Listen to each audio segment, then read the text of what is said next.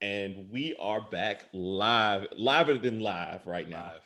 on the Open Tabs podcast. I be your brother, Calvin Miles Smith III, MD. I am with, as always, our brother, Joseph Carlos. And tonight, man, we have Tonight. a very special guest. Our brother, our Morehouse brother, class of 2004? Yeah, sure. Yeah, let's go. You That's know, when he walked on May 16th. got you. So, John J. Cox, Reverend John J. Cox, Reverend Doctor. Reverend Doctor, the good Reverend Doctor, John J. Yes. Cox. So, Joe, why don't you do it better than I did it? You just did it to death, James Brown. So we are gonna have a funky good time. You know what I'm saying? Reverend Dr. John J. Cox.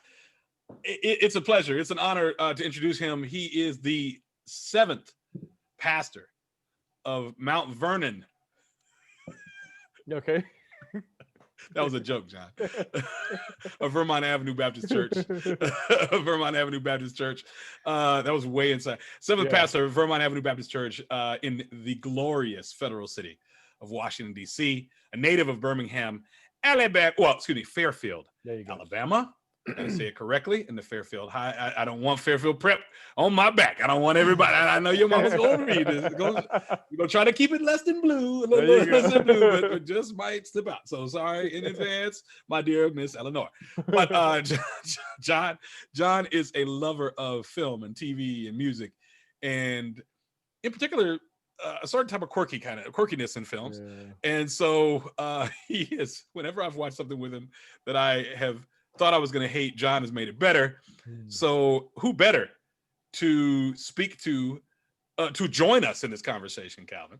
Yes. About the film Tonight than Reverend Dr.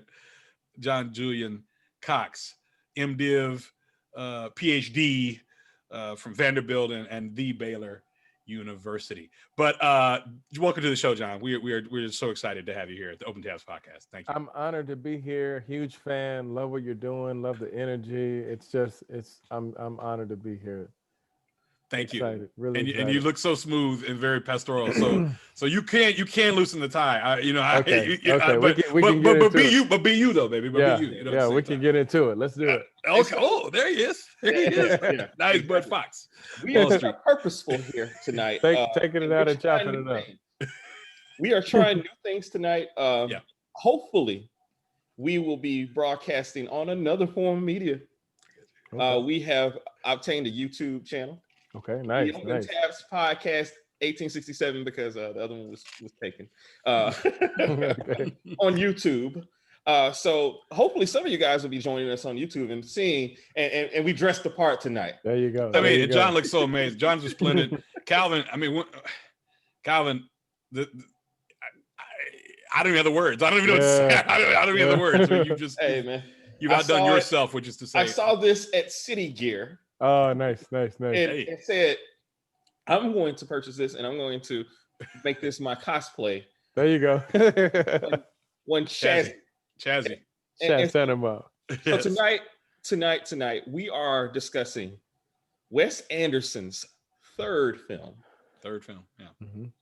It was released in October of 2001 to limited release, and then to broad release in December of 2001. Mm-hmm. And it was nominated for the Best Adapted Screenplay for the Oscar. And a Golden Globe winner. Golden Globe nominee. Did he win? He won. Yeah, he won. For Gene Hackman, the Royal Tenenbaums. And Gene Hackman as the Royal Tenenbaum. But the Royal Tenenbaums, a favorite. When we were at the genesis of this podcast, we were talking about what we wanted to do. And we certainly knew we wanted to discuss Wes Anderson at length because we are both Wes Anderson guys. Yeah. And when we talked about it, the very first name we mentioned said J.J. Cox. Because and to be in, Joe's gonna say I'm being a little bit self-effacing here, but I'm truthful in saying this.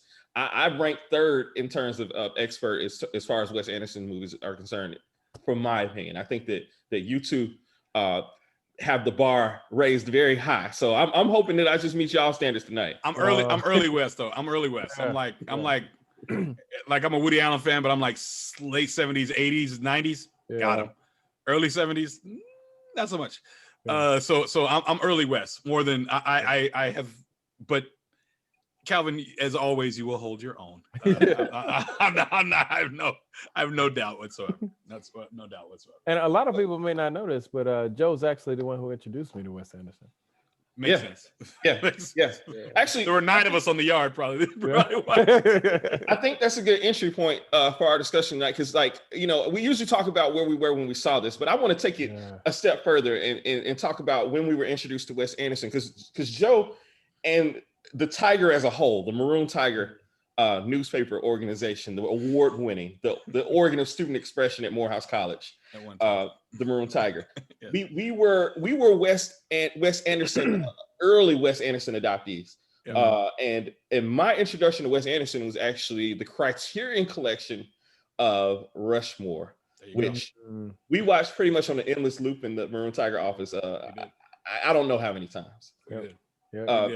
Joe, where did you come on the Wes Anderson train? No problem. So Jonathan Howard, class of 2000, editor-in-chief of the Maroon Tiger, 99, 2000. Mm-hmm. Shout out to Jonathan. Shout out to class of 2000. Shout out. He reviewed it. Okay. He reviewed Rushmore in the spring 99, in one of the spring 99 issues of the Maroon Tiger. Okay. I don't know how many black papers in the country, black newspapers, let alone black college newspapers were reviewing Rushmore, but he reviewed it and positively. Mm-hmm. And so brought it on my radar. I didn't care about it. My brother was at Brown in his sophomore year, I believe, at Brown. Mm-hmm. And that summer came home for a little while and he was like, "Hey, you need to watch this." And I was like, "Man, I'm not doing that. Nah. I ain't into all that, you know?" Mm-hmm. And so, but so Jonathan and my brother both told me, well, Jonathan exposed me to it, but my brother was like, "You need to watch this." I should have followed Jordan's advice because he told me to watch Swingers. He told me to watch The Big Lebowski.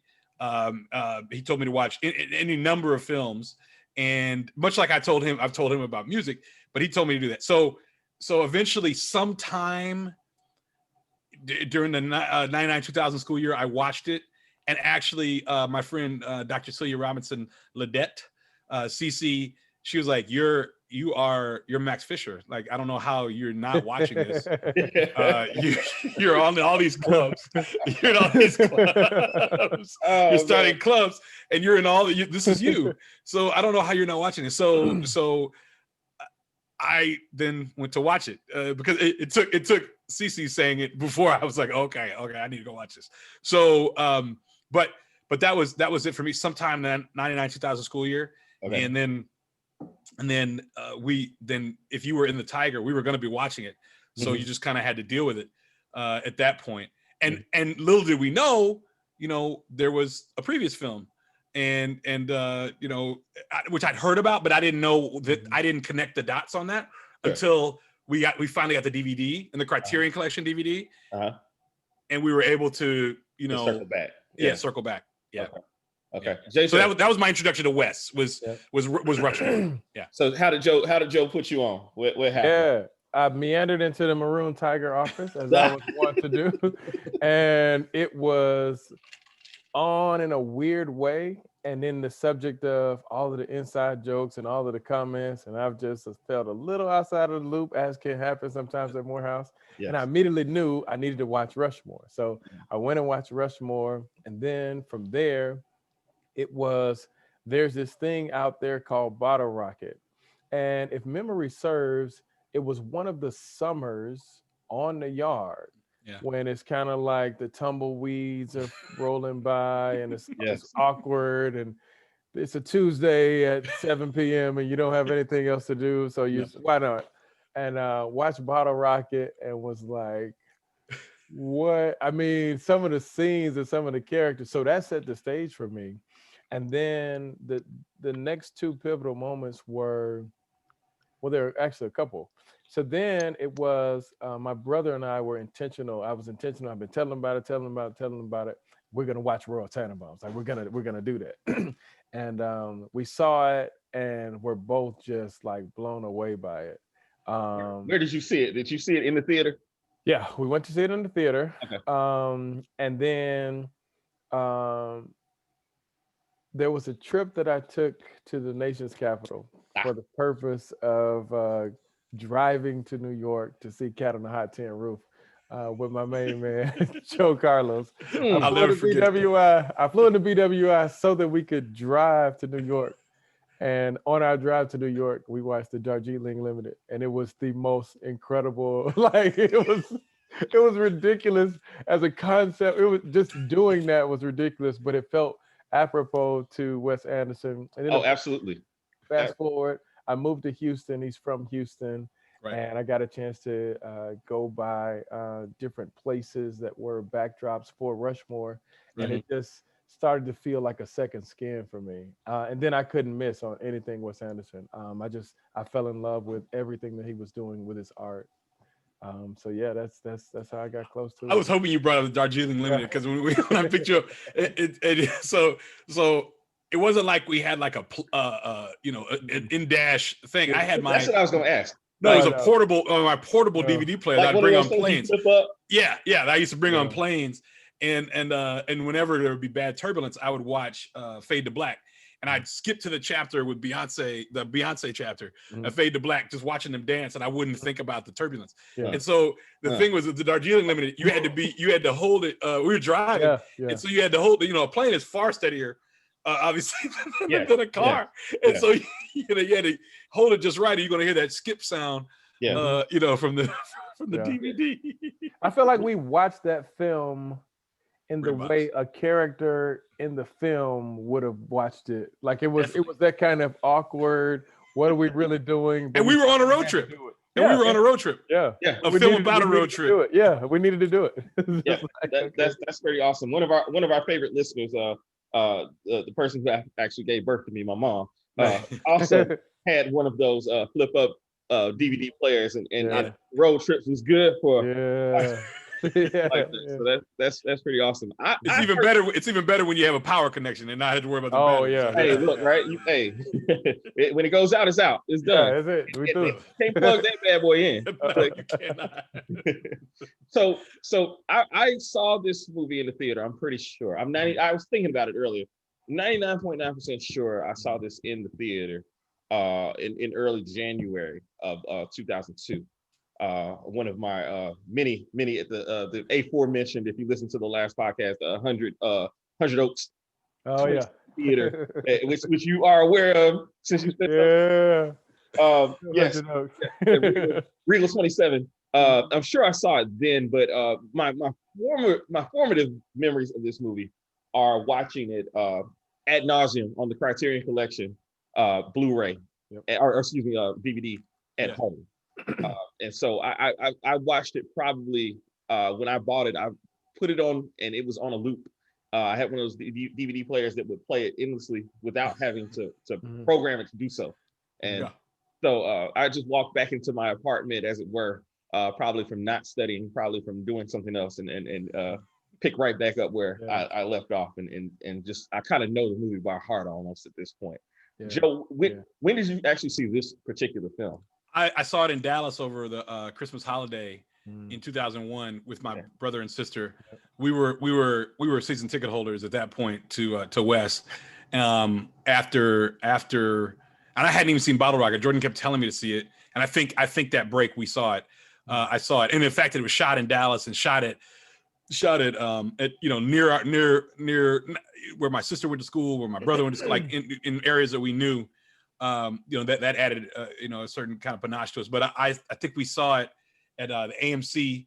There's AMC 6 off of 75 Expressway in Dallas, and with my brother and sister. And I vividly recall the fact that when we were there, like the tape popped, or there was like an issue, and we thought, so when I went to see Any Given Sunday in Dallas, the tape popped, and they had to give us it burned, and they had to give us a voucher to come back. And I'm like, man, what in the world? It was a late show. So I was like, well, if y'all can put it back on, put it back on, put up another, spool. But we waited I had to leave that day, but for the Royal Tenenbaums, it popped and they just started it over. So we watched like 30, 40 minutes of it. And then we started it over. So, we were really into it. Yeah. And after I saw it, I definitely got the soundtrack. And I remember it was pink, like it was the picture behind me of the turret of the house and the T flag was on the inside. Yeah. And then or maybe that was what the CD looked like too. But the whole thing was pink. And I remember my housemate CJ Graves saying, "Man, what is this?" Right? So I said, "Well, you want to listen to it?"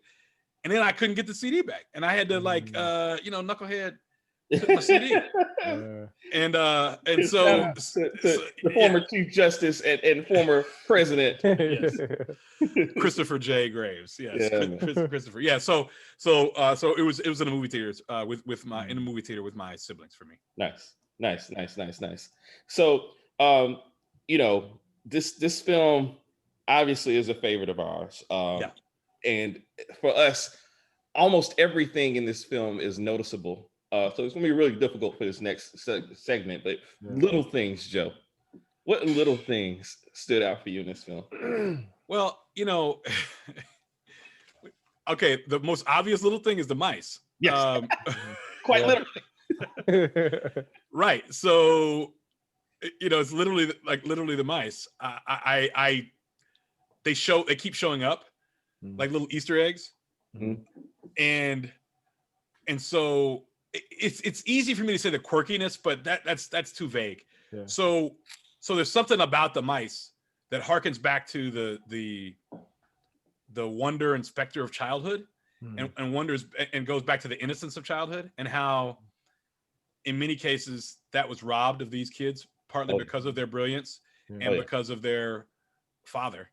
But their mother kept trying to not infantilize them, but kept trying to do everything she could to keep that wonder and that awe inspiring stuff, I think, to keep going. But the mice still showing up, mice still being in the house, Dalmatian mice that he bred as a 10-year-old or 11-year-old, still being in the house.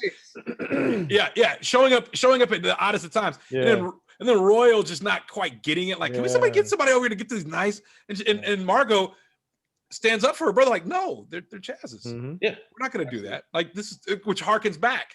And so that's little thing number one for me. I think little thing number two, it's not a little thing, but this is one of the most stylish movies you'll ever see.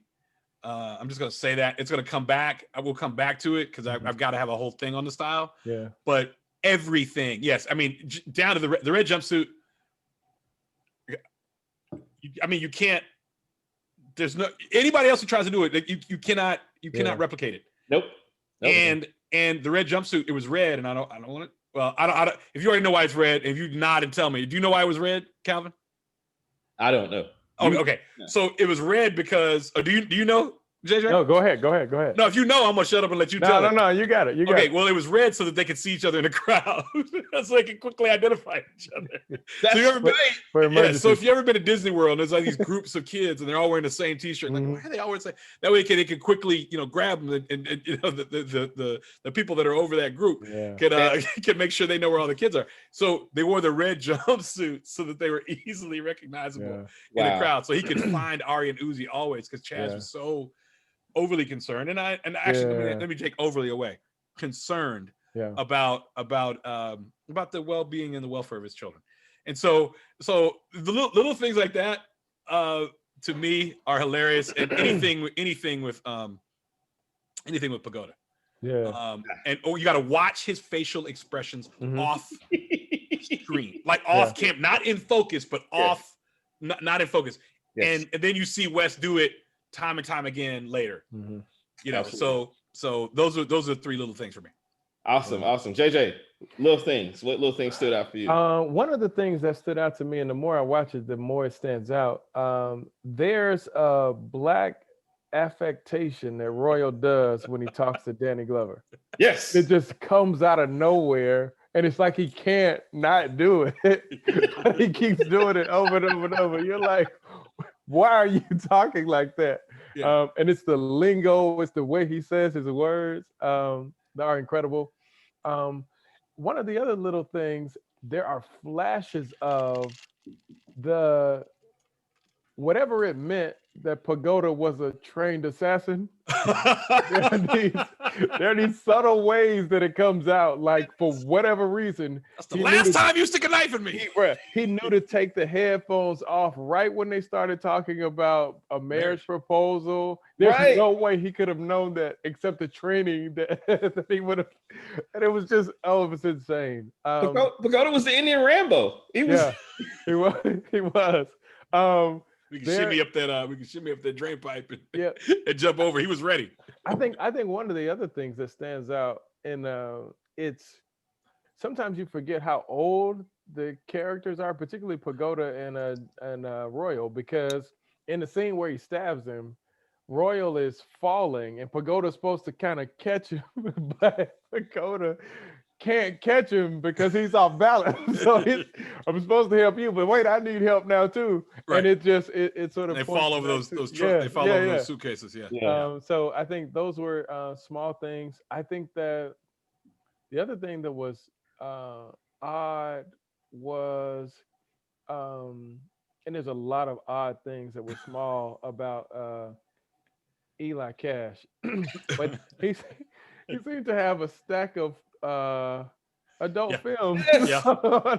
Yes. It was just seemed to. No, that wasn't seemed to, JJ. But the thing was, it was so unnecessary. And but it was one of those things where Wes was just a genius in how he introduced that aspect of this over the top. And it's the thing that they aren't hidden anywhere. They're out on the table, stacked up in full display. And it's just like, he had Boner Jams 03 in his apartment, man. Yeah. There's one other small thing that I think was interesting. Early on, when they're talking about Margot, they show the glove and the fingers cut to sort of foreshadow the conversation about what happens to her finger. But when she goes to pick up Bomber on the green line, she gets off with the same pink gloves on, but it's all fingers are there. So I don't know, like, what that was about, but it was just kind of interesting. She didn't have her wooden finger on it there? Or she had the wooden finger in one of the okay. Yeah, it was just a set of pink gloves that were do you know how awesome of a Wes Anderson guy you have to be to catch one of his mistakes? Yeah, that's a catch, brother. He's so meticulous. Like, if he ever listens to this, he's gonna be angry. Yeah. Oh, we're gonna make sure we hope our best to get him. Yeah, let's send it to him. Absolutely. So for me, what about you? I am a card catalog guy. My stuff, man. Okay. So guys, if you're watching on YouTube, you can see that Joe changes his background constantly. I got my Funko Pops back behind me. Joe is with the theme every single show. This did not start with this one, guys. Like Joe always has this background. Anyway, we weren't watching, we'd be doing it anyway. Yeah, right, exactly. We just do what we do. We had the great idea. Young Melissa suggested, why don't you guys go to YouTube? So being that my double classmate. Shout out. Yes, exactly. Let's do it. So at any rate, yes, I'm a card catalog guy. I love books. And I was trained classically on the card catalog. I'm very proud to say that I'm a master of the Dewey Decimal System. Oh, I know where you're going. Yeah. Decimal places. I know where to find poetry if I'm looking for it in an old school library. I know where to find books, not just about sports, but about wrestling if I want to, or the Winners Never Quit, Quitters Never Win by Rocky Blyer. Shout out to my boy Now. Number 20. When he joined my school, Utoy Springs Elementary School, I took him on a tour of the library because I was just that level of a nerd. It's an important place. Amen. So the touches of the books and the different books, like the fact that this story that is being told is a book that show you the different chapters. Yeah. There's a book that's written. Yeah. They had the Raising Geniuses, you guys will correct me on the actual title, but Etheline's that was it. It was Raising Geniuses. Okay. Yeah. On Raising the Three Tenenbaum Children. Yep. Raleigh St. Clair's text. Yep. About Dudley. Discusses Heisenberg syndrome. There was of course old Custer Or Yeah. Custer's last. Custer's last there. Yes. There's Maybe he didn't. all these books and the way that they like the designs around them, so meticulous. Yeah. And it's Wes Anderson's brother that does the majority of these things, these drawings and these art direction. But just fantastic. And they went as far as to have the actual checkout, like the little June 5th, Old school. 2001. Old school with the stamp. You know what I mean? I really appreciated that. The music and the musical cues in this movie are phenomenal as well. It was a little bit into my adulthood when I started to pick up on watching certain movies, like particularly if they were trying to build a character, how they would have certain musical tones to a character. And like for instance, Eli Cash, The Clash is always playing. Always playing when Eli Cash is on. Judy is a punk. Right. And the Vince Guaraldi, the Snoopy. When she leaves. Stuff. Like, it's perfect. It's pitch perfect for that as well. And I just love every little detail. All those little small musical cues and the library books. Those are the things for me. I'll add one other thing is the earth tones. Oh yeah. So I was watching it at one point. It looked as though every non-brown character was in earth tones. That you have Danny Glover in the royal blue. You have Pagoda in the pink. And then just kind of watched a little bit more and saw some different things. But each scene kind of framed in that way just helps it feel like you're like your home, man. It's crazy. Yeah. I want to add to something about the music. The openings, to extend what, I actually had a professor in grad school who said, "Don't ever say piggyback." Right. So I want to, following up with what Calvin said, she's not listening, but Dr. Cash Basket, if you are, following up on what Calvin said, it's interesting too, because the film opens with "Hey Jude." And and we talked about this, Calvin, and thank you for saving that one for me. I appreciate that. But it opens with "Hey Jude," which is a song, for those who don't know, the uninitiated, by the Beatles, that was written by Paul McCartney for John Lennon's son Julian when his parents, John and Cindy, were getting a divorce. And the beginning of the film literally talks about how a marriage is dissolving. And so we're getting this story about how a marriage is breaking up while listening to "Hey Jude." Like that's that is our soundtrack at the moment. And the first time you see it, you don't realize it unless you're like, oh man, they're playing "Hey Jude," because it's not them singing. It's an amazing instrumental. I don't know how much they paid for it, but it's an amazing instrumental of it. And so you talk about little things and musical cues that you were just, that you all were mentioning, man, that one's so spot on but it takes a time or two to catch it. Like, golly, that's what of course they're playing this at this time. You know what I'm saying? So everything's deliberate. Every single thing in the film. Absolutely. So the Brad Sham Award, Joe, I finally realized that it's Brad Sham you're talking about. That was the unsung hero. Yes, it's Brad Sham, KRLD. Where are you going? Hey. Come on with it. Brad Sham, KRLD Dallas. The unsung hero is so many little characters in this movie that it's hard to come up with an unsung hero. I'm gonna go ahead and start with mine, please, because I don't want him to get stolen. Is my man Dusty? Oh yeah, Dudley. Yeah. Man, Dusty was ride or die for Royal. Yep. And I wish they had just given us just a little bit more into their friendship and as to why. I think Royal probably was very classy in his treatment of Dusty in the hotel. And was probably, I was just making all this characterization up, but probably just really glommed onto him early on and recognized him as a fellow scoundrel. Yes. I can say that. the fact that Dusty was like, I mean, you know, he was ready on call as Dr. McClure. Colby General, yeah. Dr. McClure, right, exactly. Like had the whole backstory. Take the cancer medicines. Yeah, you know what I mean? yeah, like, that's it. That's the most important thing. Right. Can we move him? Absolutely not. Absolutely. The only thing you're coming to the house to make sure they don't move me. That's exactly. the main thing. He was all in, and then hooked Royal up with a job later. Yeah, he did. Yeah.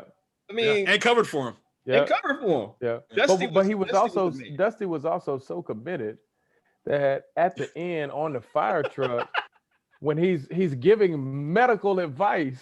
Yes. As if he is a real doctor. And it's either that Richie doesn't know not to ask, or that he was so convinced at the role he played that he just knew. I'm so happy you brought that up, JJ, because Richie was there like everyone else. Yeah. When Henry Sherman says, not only is there no Dr. McClure at now what he said is, not only is there no Dr. McClure at Colby General, there's also no Colby General. Yeah. So I guess that doesn't mean that Dr. McClure doesn't work somewhere. That could open a small infinitesimal door, but I don't think that's I think he knew the whole thing was a sham. Yeah. And unless that was the doctor that owed him the favors, quote unquote, that he was the doctor that owed him the favor. He's going to say that Dusty's the doctor that owed him the favors. Yeah, I don't know. Because Richie is also still the same one who said to his dad, you aren't dying, Dad. Like, not to mention, he visited him at work. Yeah. He visited him at work. And saw Dusty, And saw Dusty at the, no, actually, it was Pagoda was on the other elevator. Yeah, because Royal was working that day. Yeah, Royal and Pagoda were working. But to your point, that's insane. That's insane. Yeah. No one's talking about this in the world right now, I don't think. No. But that is a great point that you brought up. That's excellent. JJ, who's your unsung hero? Oh, how many do I get? You can get as many as you want. Hey, what do you think? So I think that Dudley's incredible.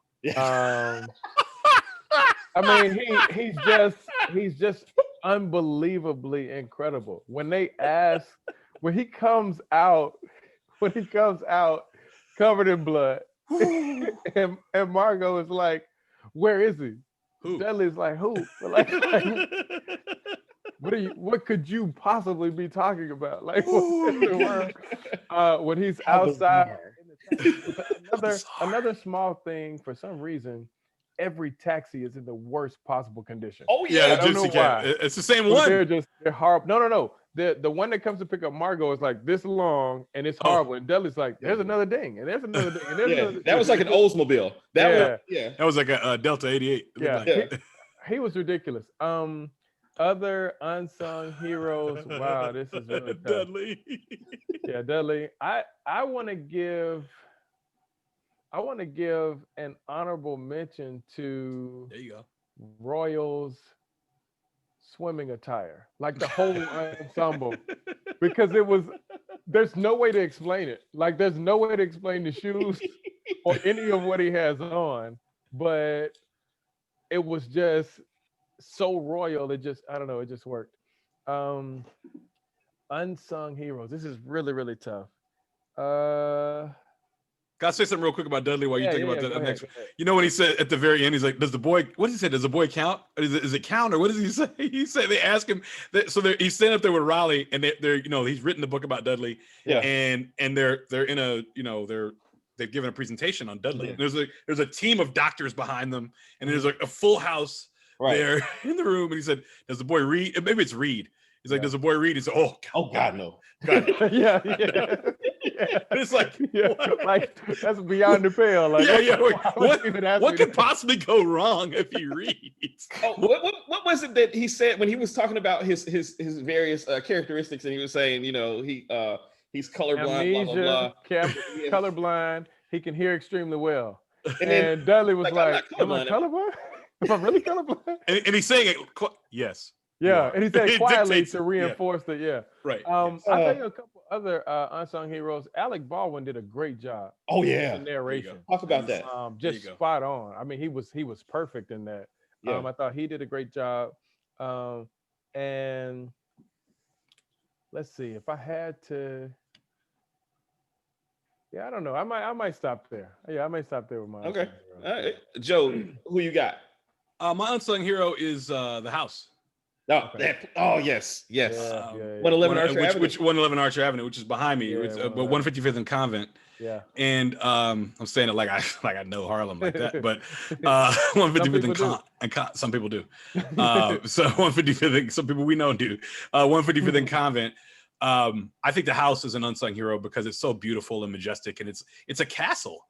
Yeah. And imagine 3 little kids growing up in a castle. I'm in the middle of a Downton Abbey binge right now, and I can't even imagine those 3 children growing up in that house, 3 girls growing up in the house, but then their father and their aunt grew up in the house, and their forefathers grew up in the house. So I think it adds to the mysticism and the wonder and awe of their childhood that this is totally normal to grow up in this beautiful space that's got all these nooks and crannies and turrets, and it's been and there's no limitations to their creativity in that house. And the moment they step across the threshold, they're children again, no matter what they've gone out in the world to do. Like home. I mean, home, it may be a physical place, but more often than not, it's a feeling, I think. And I think this home was literally an unsung hero because of that. Now, there's a Morehouse connection because, and an interesting story, because the chairman of the Morehouse Board of Trustees bought this house in 2000, right before they started filming. Yes. Wow. Yeah, Willie Woods. Wow. Really? This is his house. Yeah. Willie Wood, a black man like myself, like you, like us. Wow. Bought this house. And, yes. And so I don't even know what to do with that information. Well, take it with you. Take it with you. Write it down. Take it with you. See, I was talking about, guys. Hey, look, Joe. Wow. Yes. So there's an amazing story about it. I won't go into all the details, but Chairman Woods had just bought the house, and they were scouting. And they found a place they liked, and then they went uptown and they found this place. And the thing about the street it's on the area of the street, it's closed on one end.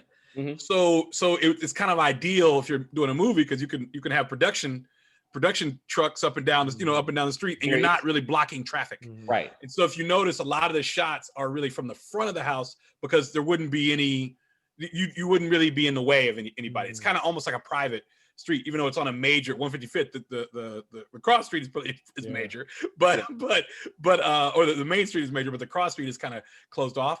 And so having said that, what I also heard was at the beginning, when they built Central Park, this is something from my brother, he told me, it was eminent domain. There were a lot of black neighborhoods. Robert Moses, that the city of New York just took and turned into a park, right? So they kept going north. And so eventually what happened was streets got cut off, and little things like that happened where streets got cut off. So that's what makes this street, like this little pocket of a spot where they are, interesting and kind of like a private area. So, but Willie had bought it, and then Wes Anderson found it, or the scouts found it, and Wes loved it. And so they contacted him and said, well, hey, do you mind holding off? Because he had to do some renovations. He said, do you mind holding off? Because we want to shoot this movie here. And so they went back and forth on the price, and they shot there. I think they had like 3-4 months, and then they restored it back to where it was before. And then he did his renovations and moved in. But there is a serious Morehouse connection there. Willie Woods is class of 86, I believe, or 85 or 86, and he is the chairman of the Morehouse College Board of Trustees. And that is this house, which is a very famous place because of his film, is owned by a Morehouse man. So by extension, this is our movie. This is absolutely. This is all us. This is all us. Oh, wow. Absolutely. Of course it is. I meant to reach out to him to get a quote or two about it, but I just got caught up in work this week. But yeah, so I think the house link tomorrow. There's some great stories about it. I'm gonna send you all the link. Nice. Some great stories about it, but about the the purchase of it and all that kind of stuff. So, but either way, I think this is the unsung. I think the house is the unsung hero. If I had an honorable mention, it would be Henry Sherman's So, no, not his son, Henry Sherman, because he was resolute and he knew what he wanted, and he was right and noble, and he wasn't about he wasn't devious or anything like that, and had no ulterior motives. Yeah. And so everything he said or did was usually to try to help you. Right. And so I think much like Rusty. Notably, not a sucker. Like no, he wasn't gonna take it. He wasn't. Yeah. I would add. Don't you talk semantics with me, huh? Yeah, I would add another honorable mention would be the good father. So for whatever reason, the father has to get thrown down the stairs. I love how you look out for the clergy. Yeah, no, I had to. So he gets thrown down the stairs, right? First. But then after he gets thrown down the stairs, he has to do the funeral, and we have to note that his leg is not quite mended. Not quite mended. Wow. Why they needed to tell us that, I don't know.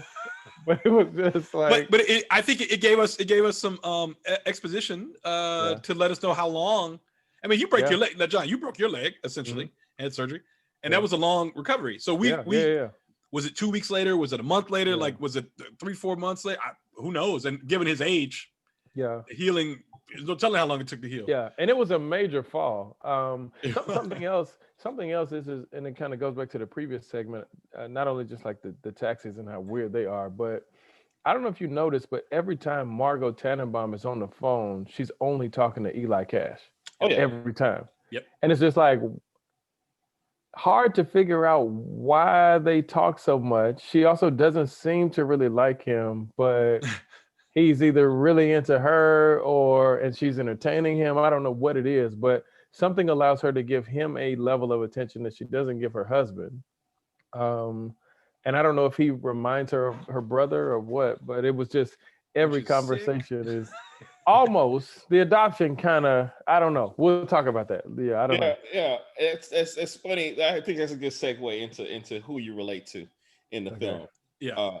Because for years and years and years, all of my aliases and even to an extent, fairly recently in some of our shared group meets, I will revert to my Eli Cash alias. Eli Cash alias is not keeping my cash. And so watching the movie most recently, I mean, Eli's a creep and a deviant. A deviant to the nth degree. I mean, his vices are numerous, as you pointed out. He has the boner jams in open display. Mm-hmm. An avid drug user. Masculine. Are you masculine right now? Yes, very much so. He is a cuckolder. I guess that's the term for it. He's the person cuckolding Raleigh. Taught me that word in that film. Yes. Yeah. Yes. Right. You cuckolded me. Yeah. You made a cuckold of me. You made a cuckold. I might have a cigarette. You don't smoke. You don't smoke. Murray was.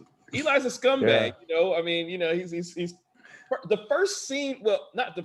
Is it the first adult scene? One of the first adult scenes for him is he's hiding in Margot's closet in his tighty whities. Yeah, one of his first scenes. Yeah, one of his first scenes. Yeah. With a cowboy hat and tighty whities. Yeah. And thinking of himself as the pinnacle of sexiness. Like he's, he put the hat on for the show. Like, I need to let me complete mine. Right, let me complete which he bought in the intro. Yep. That's what he was doing in the story. He bought it in the intro. That is after he had the telegram from Richie in his pocket. Yeah. And shipped to shore. Can't keep a secret. I mean, he's he's on the mess. He didn't even try. He wasn't. Yeah, I agree. He wasn't trying. He's treachery. But my favorite Eli moment, and this is something that I have a shared inside joke with some of the people, Andrew Scott Crump and Jeff, and watching this film, is when he's crawling out of the window. And Royal's like, what's this guy? What's this guy? I know you, a-hole. He puts his hand up as if he's like I don't know whether he thinks he can kill himself or what's going on, man. The honest, it just adds to the quirkiness of that film. Yeah, absolutely. The paintings in his apartment? Oh my gosh, it's so scary. They're terrible. Yeah. It tells a story. Like, I mean, they're initially, in their roving gang, and then they have found someone and are obliterating him. Yeah. So you have because you have the Criterions or the Blu-rays or the DVDs. Yeah. You've seen the extended scenes or the edited scenes, or the deleted scenes. He was married. He's married. Oh yeah. If you missed that, yeah, he's married but they didn't include it in the final cut. He is or he was. No, he's supposed to be married, but they did not include that in the final cut. So when Richie comes to the door, it's like his wife is there, answers the door naked, like stark naked, and of course she does. And so then he says, "Come on, let me get a let me put my hands around you. Let me get a hug. Come here, right?" It's like after she's answered the door, and it's the same young lady from she was the camera.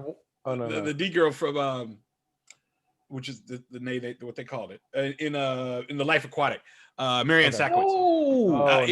Nice. She's in that. So and we have two kids, and they're named after it's like Custer and Geronimo or something like that. He's got two kids too. It's crazy. Kids with boner jams sitting there. Yes. The same house, like the same house. Right. So it's absolutely crazy. I'm not as devious. And I want to say this in case any young prospects are listening. There you go, young ladies. I'm not nearly as devious as a young Eli Cash, but I will say in my younger days I did have some chicanery.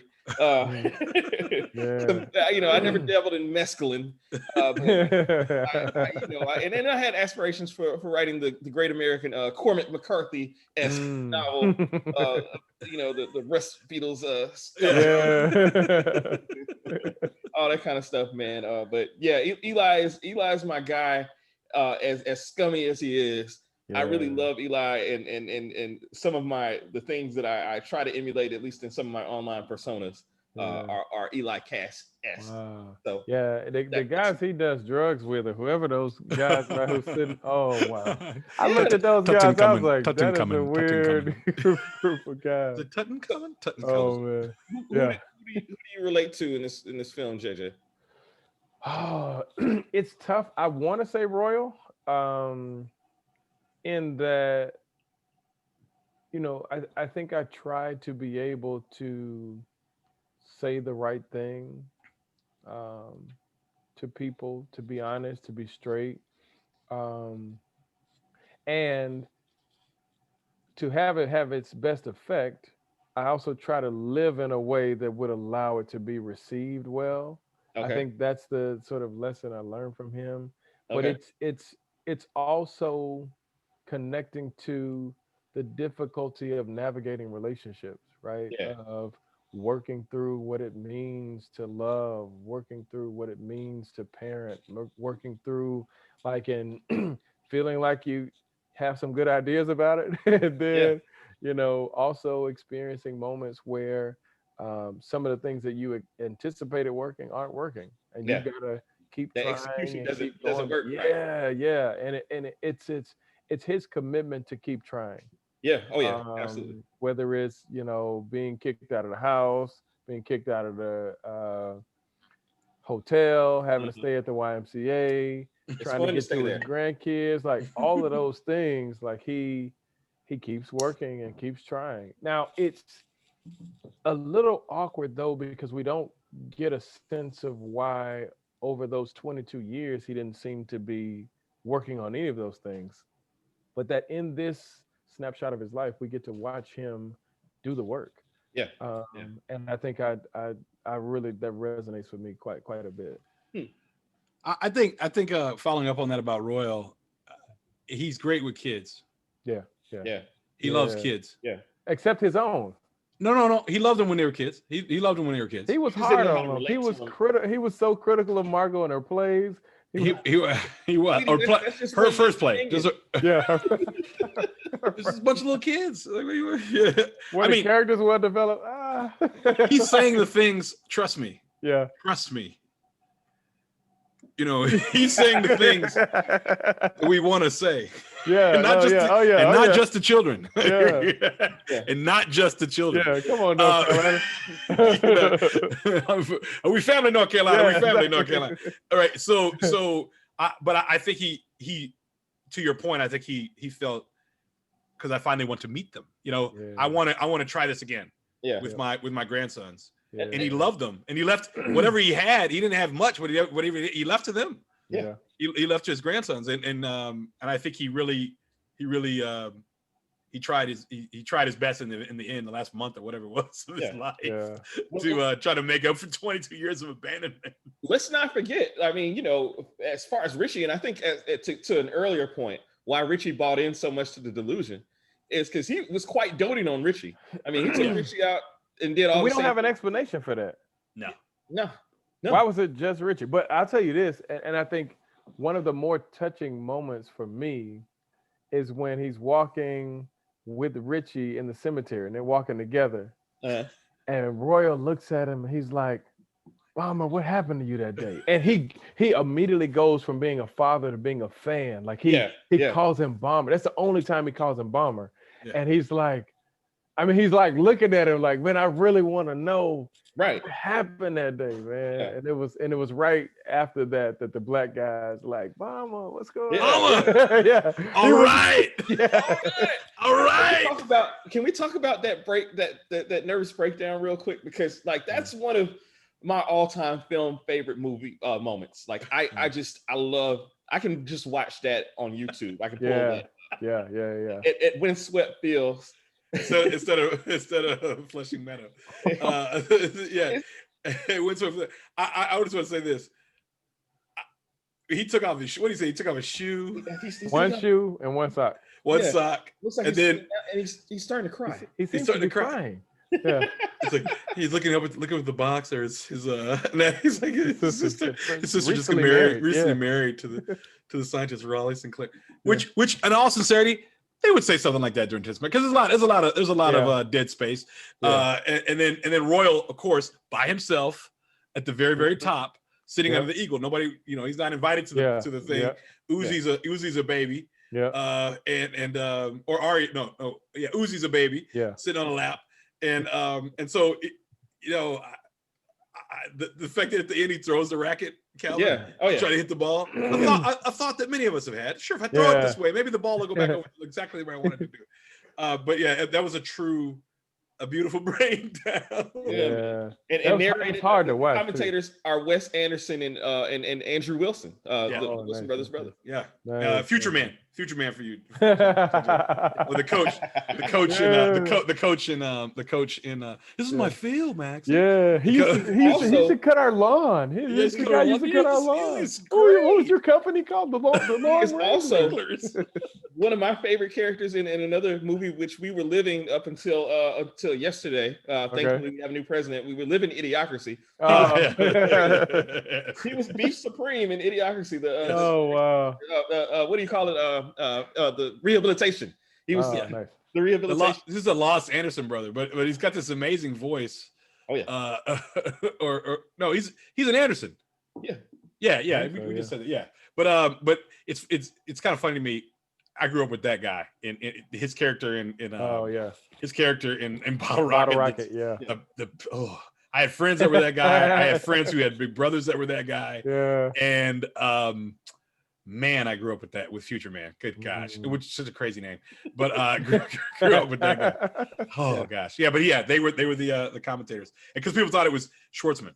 Yeah, right. Because it sounded like him. Yeah. It sounds like him. It does. It does, but it was not. What was the impact of the film societally? Wait. Joe has to give us his character, who he identified. Oh shoot, that's right. Sorry, Joe. No, it's all right. I've been thinking hard about this. It's hard. I probably got a lot of Chaz in me, and the reason being, and it's not because of, I got a lot of Chaz in me as a father. Okay.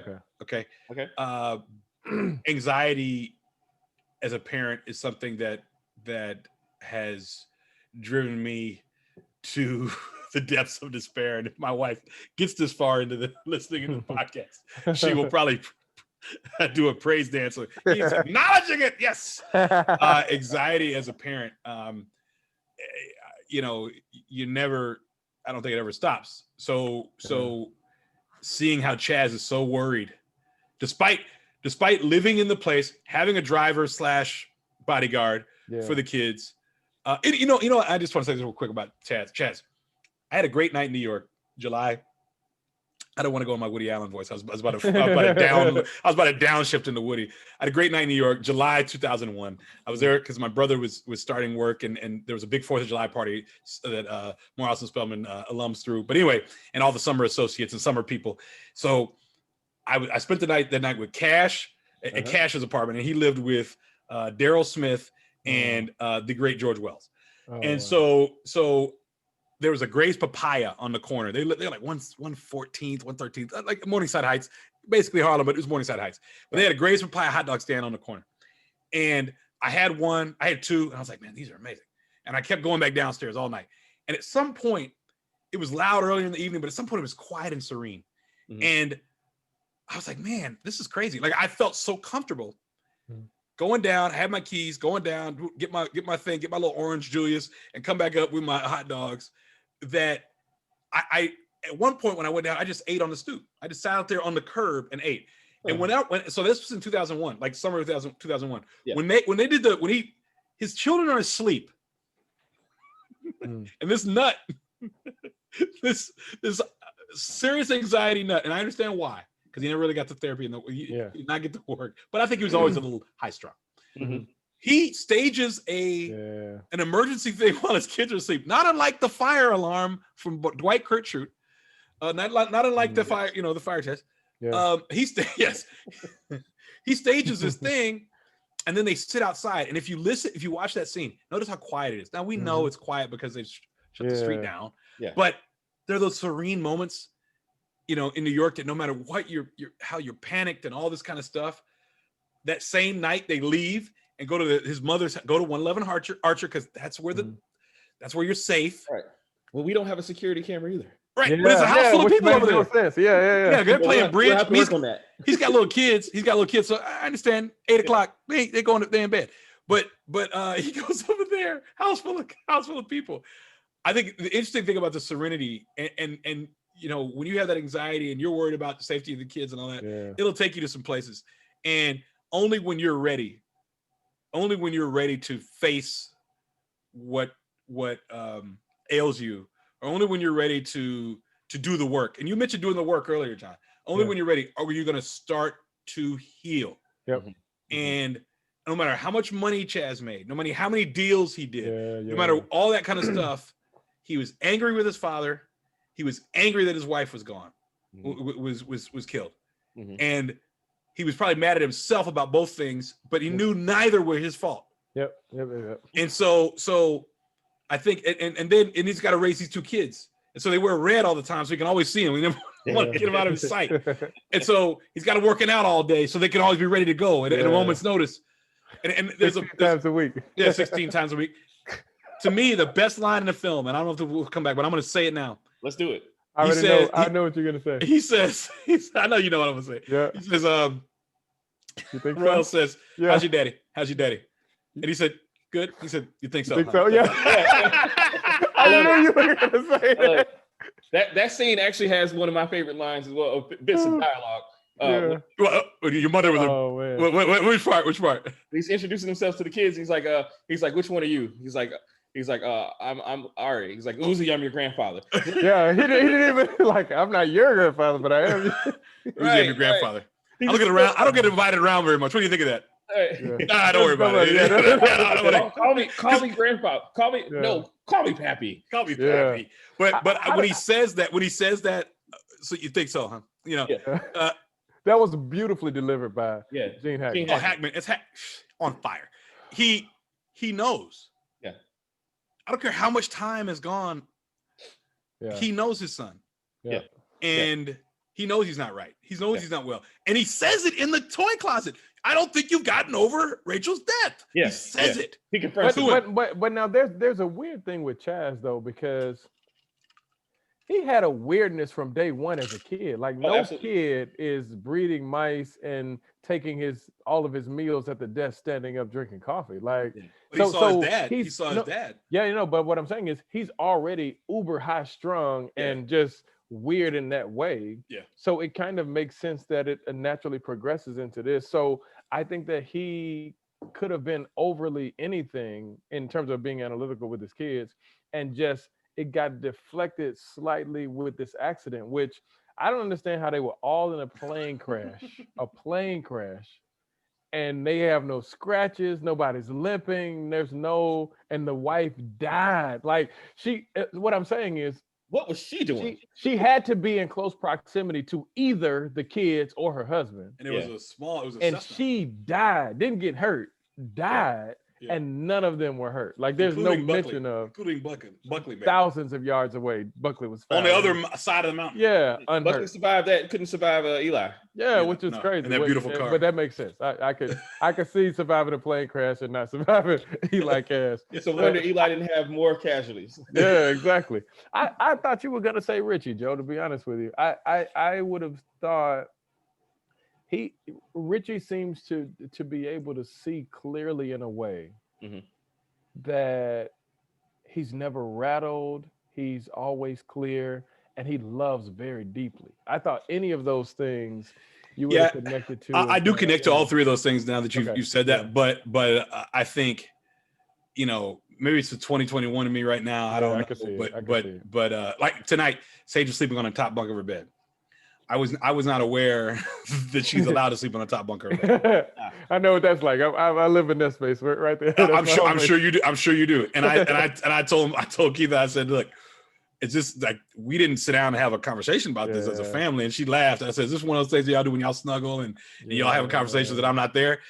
So my shirt says trust Black women. So I'm trusting these Black women as my baby's on the top bunk of her bed. And there is a railing there. Yeah. But I do have a little bit of anxiety right now. Don't be afraid to just put a lot of pillows on the floor. You can do that. I'm going to come back and do that. Pillows. Yeah, I'm going to come from all over the place to the floor. Yes. The couch.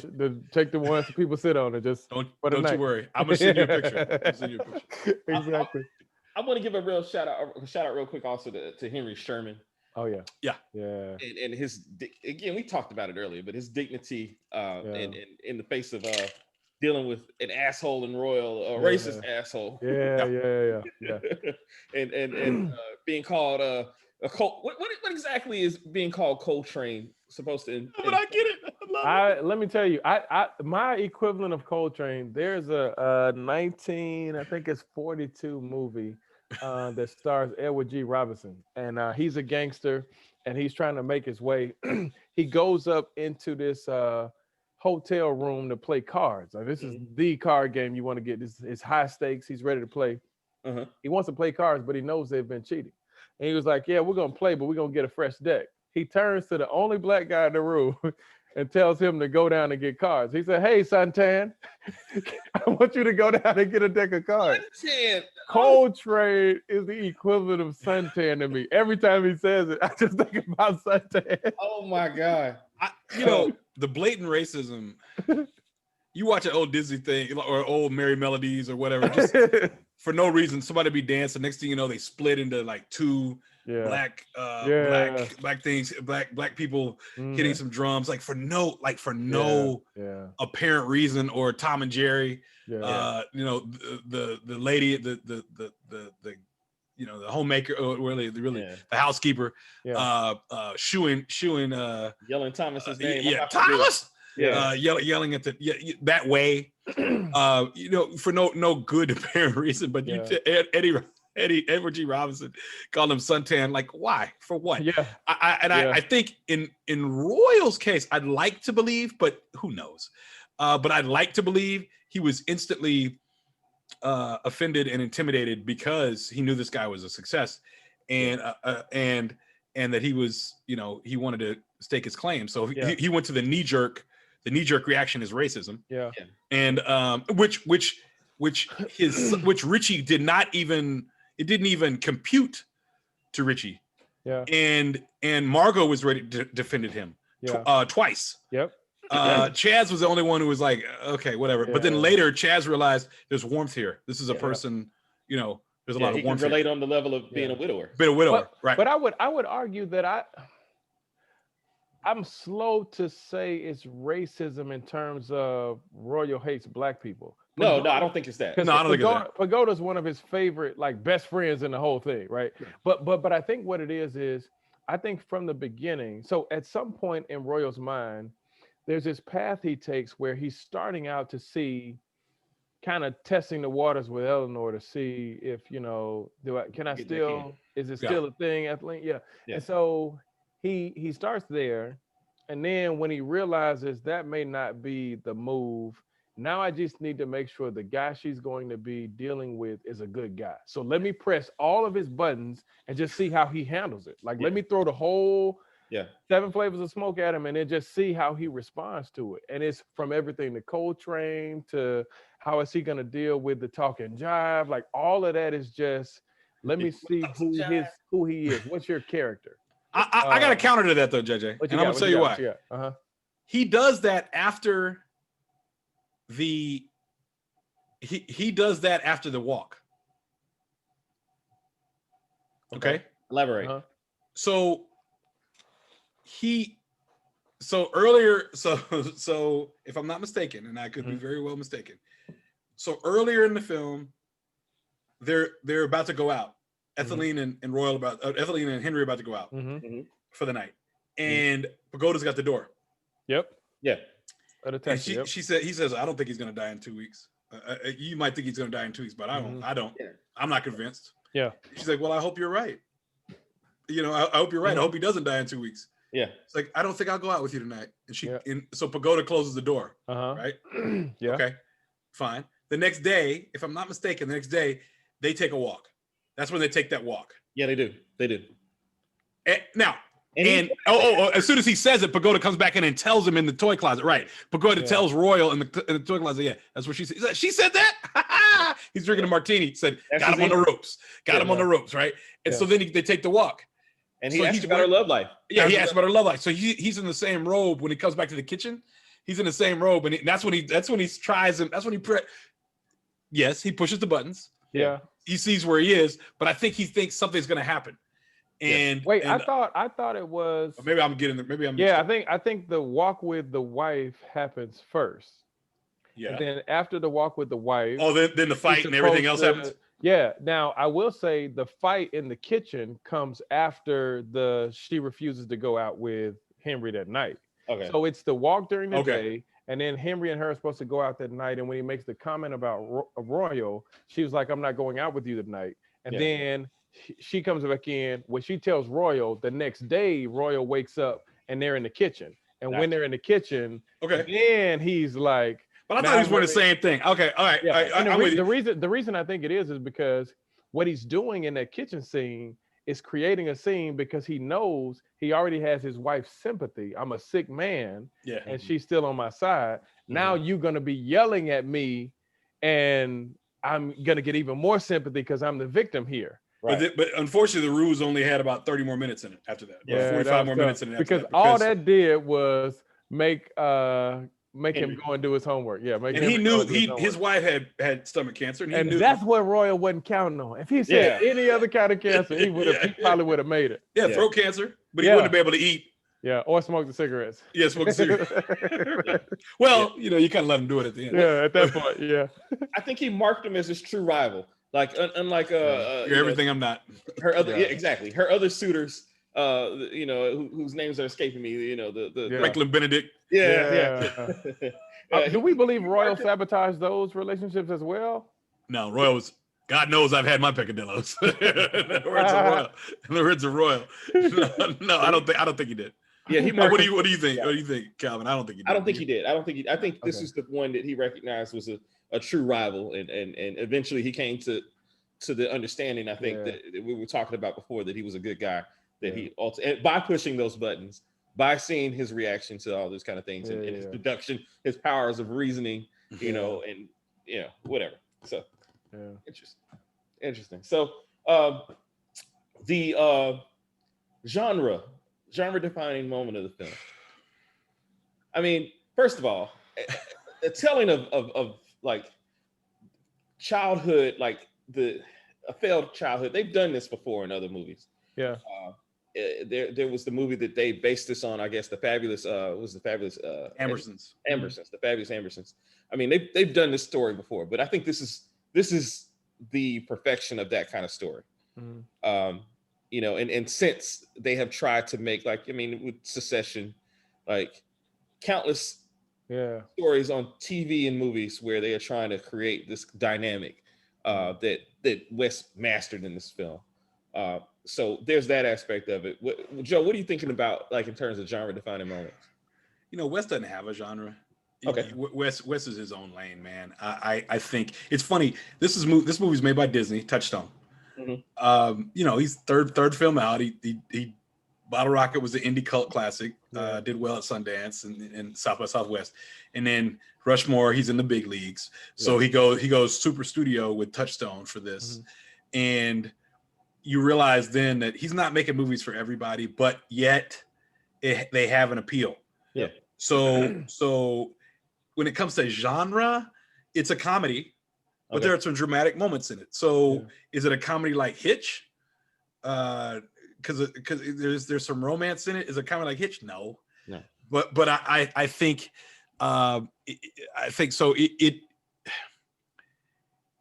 I think instead of a genre defining moment, I think what it did was they pushed the other filmmakers of the time and the storytellers of the time to try to tell compelling stories like this in other ways. You get the Family Stone, which of course has Luke Wilson in it.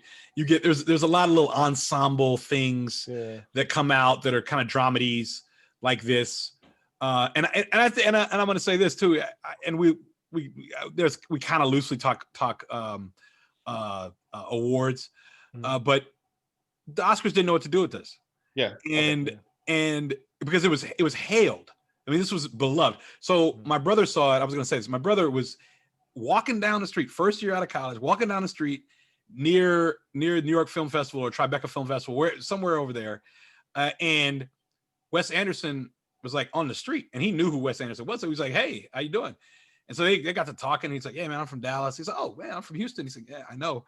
And he's like, "Well, my film, The Royal Tenenbaums is we're about to have a screening. Would you like to, go?" And he's like, "Yeah, absolutely. Right now." He's like, "Yeah." So he didn't go back to work that day, and he watched. That's when he first saw it. Wes gave him the tickets and the pass for the popcorn and the drink to go see it. But I just to show you how small time that thing was at one point, and because they were really hoping it did well at the film festival. I mean, it's crazy to think about this now, but after this, you get commercials that have a Wes Anderson look and feel. The quirkiness thing comes up in things like Knives Out and other films. But this is when he really went to the Harold and Maude, which is one of his major influences for Rushmore. But you see the oddness of it and the strangeness of it in this and other things later. So I think if it's not a genre itself, other than Wes pushed the boundaries of quirkiness. So he defined his own genre then. Most definitely, because you can't. Because look at it, man. Moonlight Kingdom. What kind of film is that? What kind of movie? What kind of movie is that? It's the only way you can describe this is a Wes Anderson film. Wes Anderson film. The same thing with Life Aquatic. I mean, when you say Wes Anderson film, watching these films, exactly what it's talking about. Yep. So Grand Budapest Hotel, I think, is the culmination of all of it. It all comes together. And so Wes Anderson film, but this probably was the first one you could call that. Sure. Okay. I think because I think the other two, although Bottle Rocket is wild, right? But I think this is the first one that says, okay, we're taking this and we're going to go in this direction. He put his stamp on it. And to that point, I think this is the film where his movies get the feel and the look. I think this is when he decided there's going to be a look and there's going to be a feel. And like with the earth tone thing that he does, and the meticulous attention to detail and color and just scale, you fast forward from here on, all of his movies have that kind of feel. They have a palette. They have a color palette. Yeah, exactly. Grand Budapest. Oh my gosh. Just the beauty. And I think that starts here. And I think this is when he defines it. I don't know. So one of the things that happens for me, particularly with this film, is that So I'm very existential by nature. Like I'm very sensitive to the feelings of life and those moments when you're unsure about what to make of things. And this film is so well done. It's like an Oreo with two layers of dark sadness. I Aha. mean, you've got deep, deep, deep, deep sadness Yeah. that only works to set the backdrop for these beautiful expressions of love. Mm. And because they're both there and equally deep, they're more brilliant, right? So it's like taking a diamond and sitting it on the black cloth so you can really see the brilliance, right? That's Take what your he's time, Pastor. done. No, but because it's, I mean, think about the sadness, right? Yeah. Chaz lost his wife, Richie's in love with his sister and Yeah. can't figure out. Eli wants to be a Tannenbaum. That's the only thing he wants in his life. He can Always. never have that. Yeah. Royal wants back all of the years that he's wasted. Um, and it's just Margot is just torn because doesn't she has father issues that have her chasing men left and right, and she's not satisfied anywhere she goes. And Not even with all of Disney. this, yeah, and all of this is just a backdrop for, I mean, you see her husband, Yeah. he's heartbroken because Yeah. the woman he loves, and it's just everybody's so sad. Yeah. And it is into this that you see these deep, true love stories. You see the way Royal looks at his wife. You see the way him and Pagoda are just absolutely down for each other. You Yes. see how Richie realizes, I love my sister. Yeah. Yeah. And just on and on and on. And without the sadness, I don't know that we would make anything of the love that we see at all. Yeah. Even Royals trying to make the relationship with Ari and Uzi, like it wouldn't necessarily work, except that there's this deep cloud of sadness that's just inescapable throughout this film from the very beginning, from Hey Jude at the very beginning. Yeah. It just permeates through the whole thing. Yeah. That's well said. Well said. Well said. Well said. I want to. Well, go ahead, Calvin. I'm sorry. No. Please, please. I think that there is a lot of pain in the film for it to be a comedy. There's a lot of pain in the film, and we hadn't touched on the suicide scene, and for whatever reason we hadn't touched on that, and it's kind of interesting or oddly poetic that the music from it was from Elliott Smith, who a few years later. A successful career, but a few years later, he himself committed suicide. I was gonna say a successful suicide attempt. Yeah, that's what I thought you were saying. And it's just really kind of chilling, actually. The more I think about it. Yeah. But that was a dark scene, and and Richie was extremely tormented, which he had been because he was in love with his sister, and so, and you can say, well, adopted sister, but his sister, and so that's what obviously led him to throw his career away. That's what led him to travel the world, and he still wasn't over the pain of the torment of that. And so, and to his knowledge, she'd only got married once to this guy, to Bill Murray. That was the last straw for him when he saw that report. Oh my God. So she smokes. So he had pain. Chaz had pain because of loss. We've gone over that. We never really saw Etheline's pain. I think she was. I mean, we never saw it, except when she just at the end just tells Roy. I think when she revealed to Henry that she had never been in love. Yeah, true. Oh, okay, I can see that in 18 years. I could see that. And outside of Royal, everything had been her kids. She didn't have any. She had not been able to. Well, she had her career. She had career.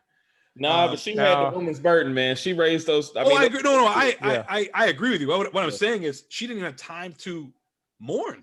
Yeah, she didn't have to. She had no choice. Yeah. She stayed busy to that point. Yeah, she had no choice. Like he wasn't gonna. They weren't gonna go live in a hotel with their daddy. Yeah. So she had no choice, and that's why the women's burden, like you said, yeah, is on full display here.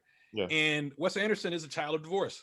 Yeah. It's but he likes to talk about loss in films. If you look at it, like Degnan's mom was dead in Bottle Rocket. Max's mom was dead.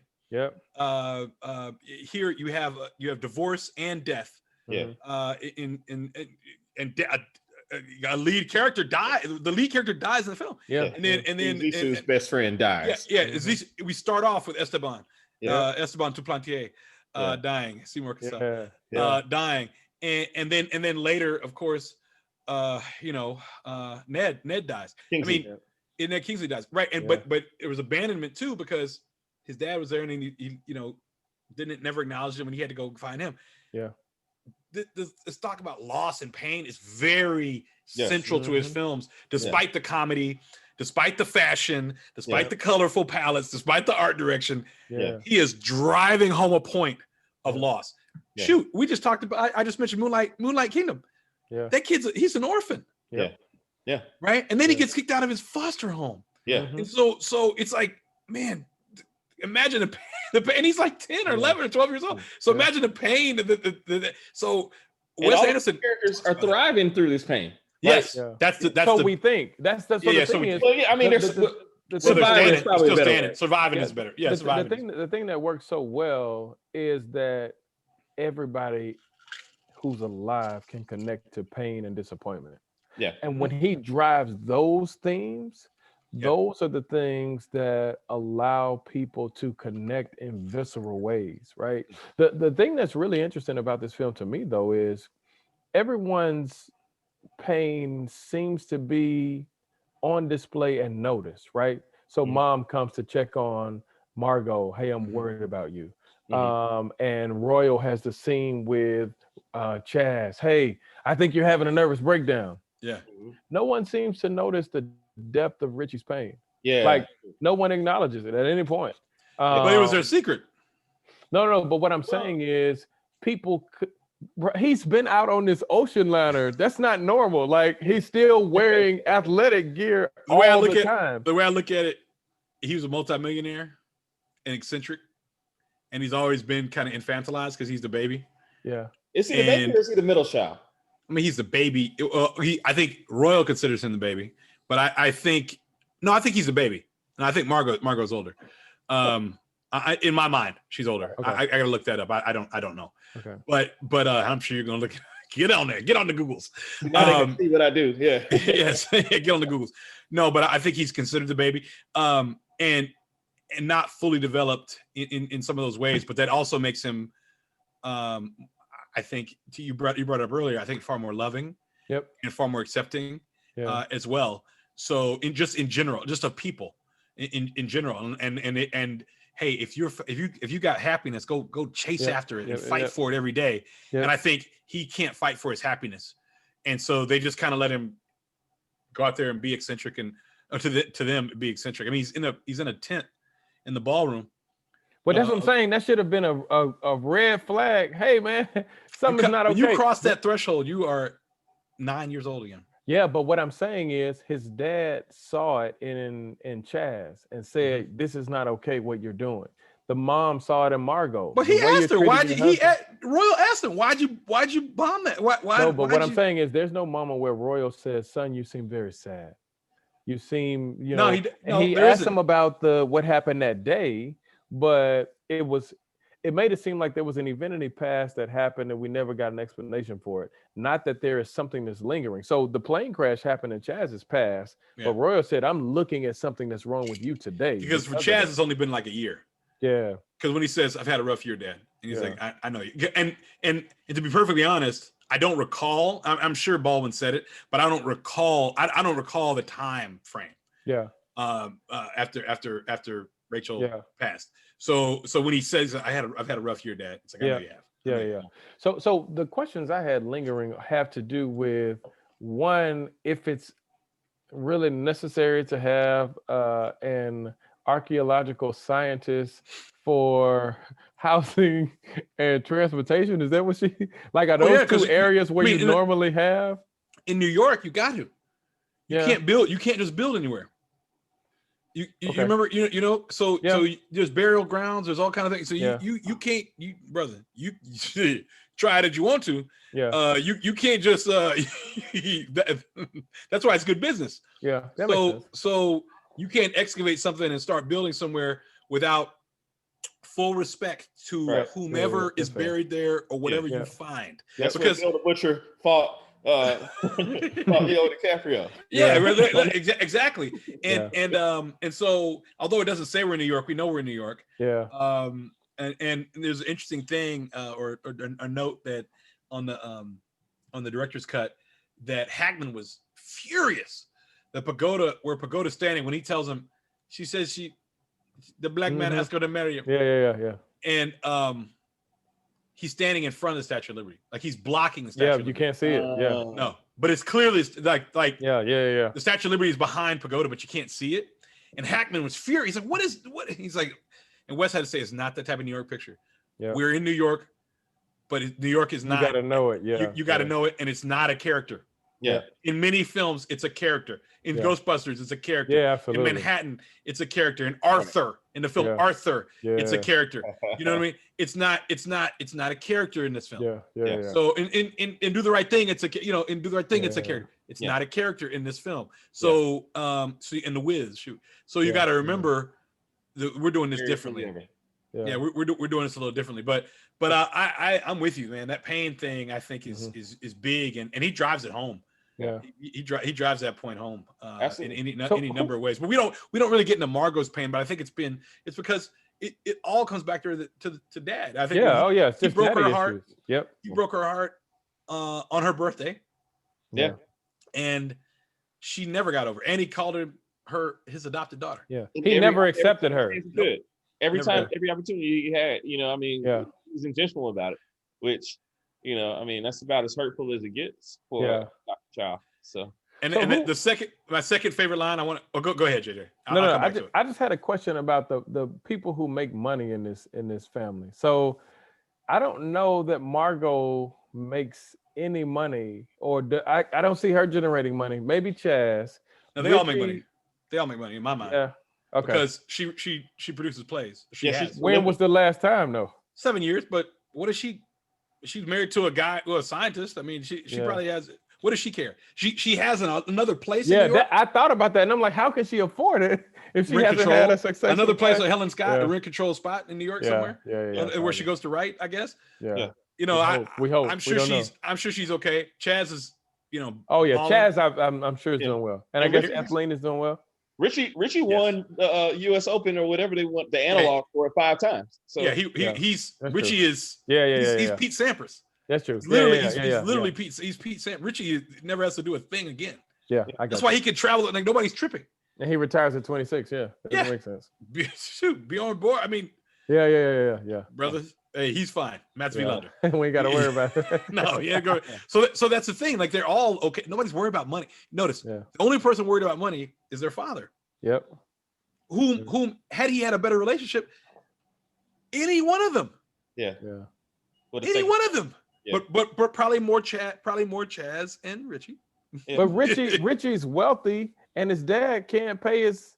Like, how does that happen? Because he didn't ask. I'm sure he didn't know. I'm sure Richie. Okay. Richie, if Richie had been aware, I'm sure he would have taken care. He only asked him that one time. Yeah. Hey Richie, it's your dad. He would have taken care of all of it. Yeah. Because what did he do? He got him up there. He's upstairs. Yeah. And the way when he's here, the way Danny Glover looks down the table, like what? Yeah. They all look, but Danny Glover does it very slowly. Yeah. One of the genius things that Wes does in this film is he keeps Margot in these awkward ways as a distant, adopted, not really accepted. So when the news of Royals comes out, she's like way down the steps in the corner in the pink. And then when they're talking to Richie about the suicide, she's way back by the door, just kind of looking awkward. And it's just, she's always a little bit further away. Like Klaus. Yeah, exactly. Like That's Life Aquatic. And that great scene when they do this, and Klaus is in the back and he wants to be involved. He wants to be a Tenenbaum too. And he's in the back doing this, doing his hand too. She's a part. She's a part of things, but also a part. Like just but she knows to that point. She knows everything about everybody. Like she's always the one chiming in to say, like, well, I knew this or I know that about this character. And she fiercely defends her brothers. She loves her brothers. And her mother. And I believe she loves her father. She loves her father too. Yeah. But I believe. But she knows who he is. I'm sorry? She knows who he is. Yes. And so She loves him from. He's not your father. Right. Neither are you. Neither are you. Well, she's a writer, so she's gonna have the zingers. Yeah. So I mean, it's just so interesting. She senses good, and she clings to that. Yep. But which of course makes Eli strange. But she's also a front runner. Eli makes no sense. Eli doesn't make any sense. Yeah, no. Eli doesn't make any sense. He was doing well. He was doing well. Yeah, all those guys. But what I'm saying is, personality-wise, him being friends with Richie, him being in love with Margot, like none of it seems to be reciprocal, or I don't see a way in which Richie benefits from that relationship. I don't see a way in which Margot benefits from the relationship. How does Richie benefit from Eli Cash at all? He's a sycophant. Richie that's just his childhood friend, and they're pretty much children. Yeah. They never really matured in that way. Like, think about a lot of your adult friendships and particularly your people that you grew up with who you are still friends with as adults. There's some kind of reckoning that you come to with a lot of these people. It's, you either go through something like go through college with them. Yeah. You know what I mean? With that, I get the sense that never really happened with Eli and Richie. I think they are both still kind of, childish. So Richie probably started left the house to play tennis at 16, 17, and that was that. Yeah. And he was home when he was home. And so that's probably kind of like where they've, left it. I mean, and the other thing, and that I didn't like, something I didn't like about Margot, when she was upset with Eli for sending his grades to Ethelene, he obviously respected her, and the Tenenbaum house was this magical place for him. Yeah. It was home for them and magical for them, but it was magical for Eli in a way they could never understand. Yeah. And so having her to support him and having her approval was very big for him. And he probably wouldn't have been a success without support from people like her, because Royal didn't care about him. Yeah. And he was just there with his grandmother across the street, in a little 1-bedroom flat where he's like, with his aunt. Yeah. With his aunt or whomever it was. and they're in this 5-story mansion with where they have, hawks and on the roof. Mordecai.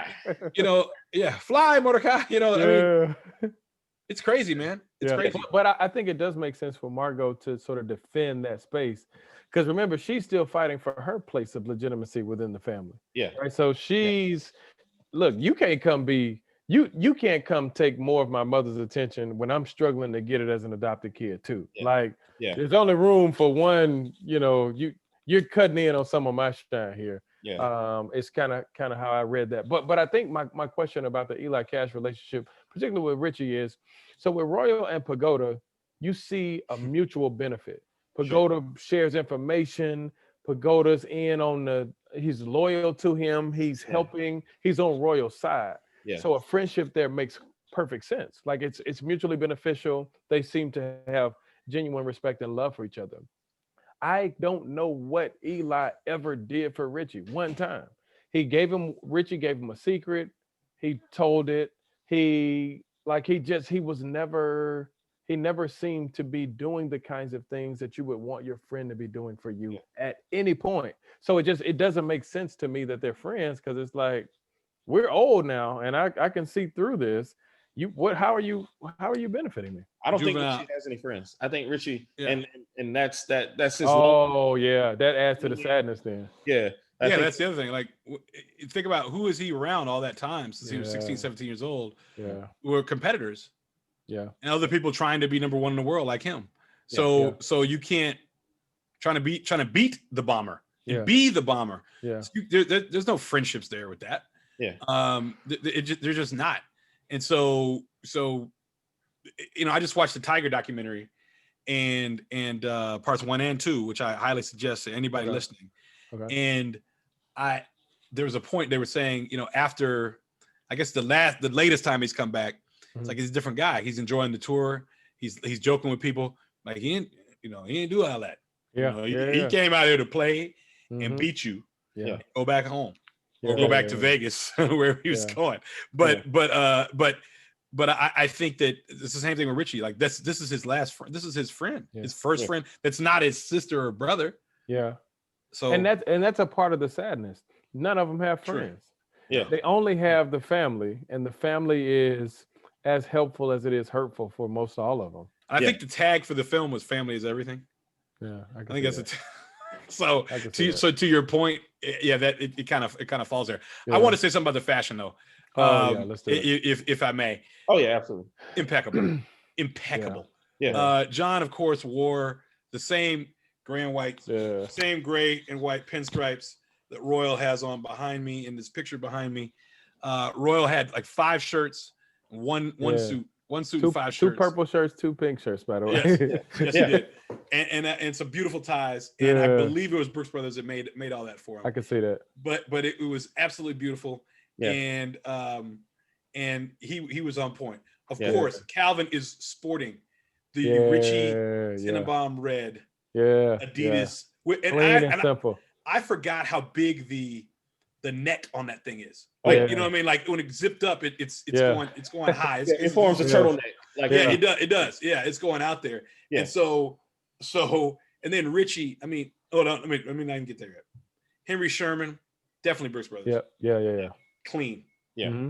That's bespoke. They didn't they made that for him. Yeah. Okay, the shirts, the ties, and it's crazy because that definitely became a look. And I bit as much as I could off of Royal, as much as I could off of Henry Sherman, trying to match patterns and solids. Then we're gonna get over. Then I'm just looking at this picture here. Mm-hmm. Then of course, Margot. Let me tell you something. That fur coat. Y'all are the fur coat alone. Mm-hmm.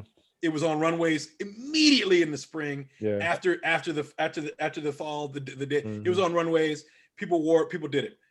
But the signature piece. I was born in 1974. Okay? The signature piece is the Lacoste, but back when I was growing up, called Izod. Yeah, come on. The Izod shirt dress. That's right. She had several of them too. She had a closet full of them. Yeah. The Izod shirt dress. Yeah. Mm-hmm. The only thing that was that later came after the Izod shirt dress, Ralph Lauren made a shirt dress. Okay. The polo shirt dress, right? Mm-hmm. Cool. But the Izod shirt dress was cooler because it was patterns. Yep. You know, it was shirts with stripes and patterns. Mm-hmm. And that's all she wore. She wore the dress of a little girl throughout the entire film. Yeah. Because in her mind, she was still kind of sort of a little girl. Because she was never really allowed to be a little girl because, and they say you're a genius. Yeah. You used to be a genius. No, I didn't. Well, that's what they used to say. Yeah. Right. So it's still in her mind. She was never. It's kind of like Michael Jackson's childhood. It's really interesting. Thing, really interesting. And then of course I'm gonna get on the Richie Tenenbaums style. Look, man, you put that camel suit underneath a vintage Fila, and those were like Bjorn Borg shirts. They got. Oh yeah, had to be. Oh yeah. And he had the headband, and he had the wristbands and sunglasses. And the sunglasses. Yeah. That showed up. This is the closest I can find, JJ. That showed up to I'm sure notice. Nice. That showed up to on runways everywhere. I mean, it was everywhere. And you know what's crazy too? Pagoda's pink pants. Style. Oh, those were beautiful. Yeah. White shirt, pink pants style. Yeah. And Raleigh, let me tell you something. Lush. Yeah. Okay. Yeah. A turtleneck and a beard go a long way. Yeah. Right. And then very academic. Very more so than the suede patches. Yeah. Yeah. Right. And not to mention that the velvet blazer or the corduroy blazer just killed it. Yeah. Just absolutely killed it. Yeah. So this is a very and then Eli in a Western. So supposedly with the tassels, Wes Anderson want to get him a smaller hat like LBJ wore. Like LBJ wore a little cowboy hat. Yeah. He wanted to get him this little cowboy hat just because it's just a little bit off. And still supposedly. And so I think that the style in the film, Etheline, they kind of just made her. She was black. I don't know what he didn't know what to do with Etheline, but when she was in her jeans, her denim on denim, that's her and her natural element. Her natural element where she has complete control and ain't got to worry about none of these kids. Yeah. No grandkids or nothing. She was in complete control there, so I thought that was stylish too. Yeah, I think Royal's combination of the suit with the purple shirt and the no. Yeah, it was a purple shirt and maybe like a green tie. Yeah. That's the one he wore when they kicked him out.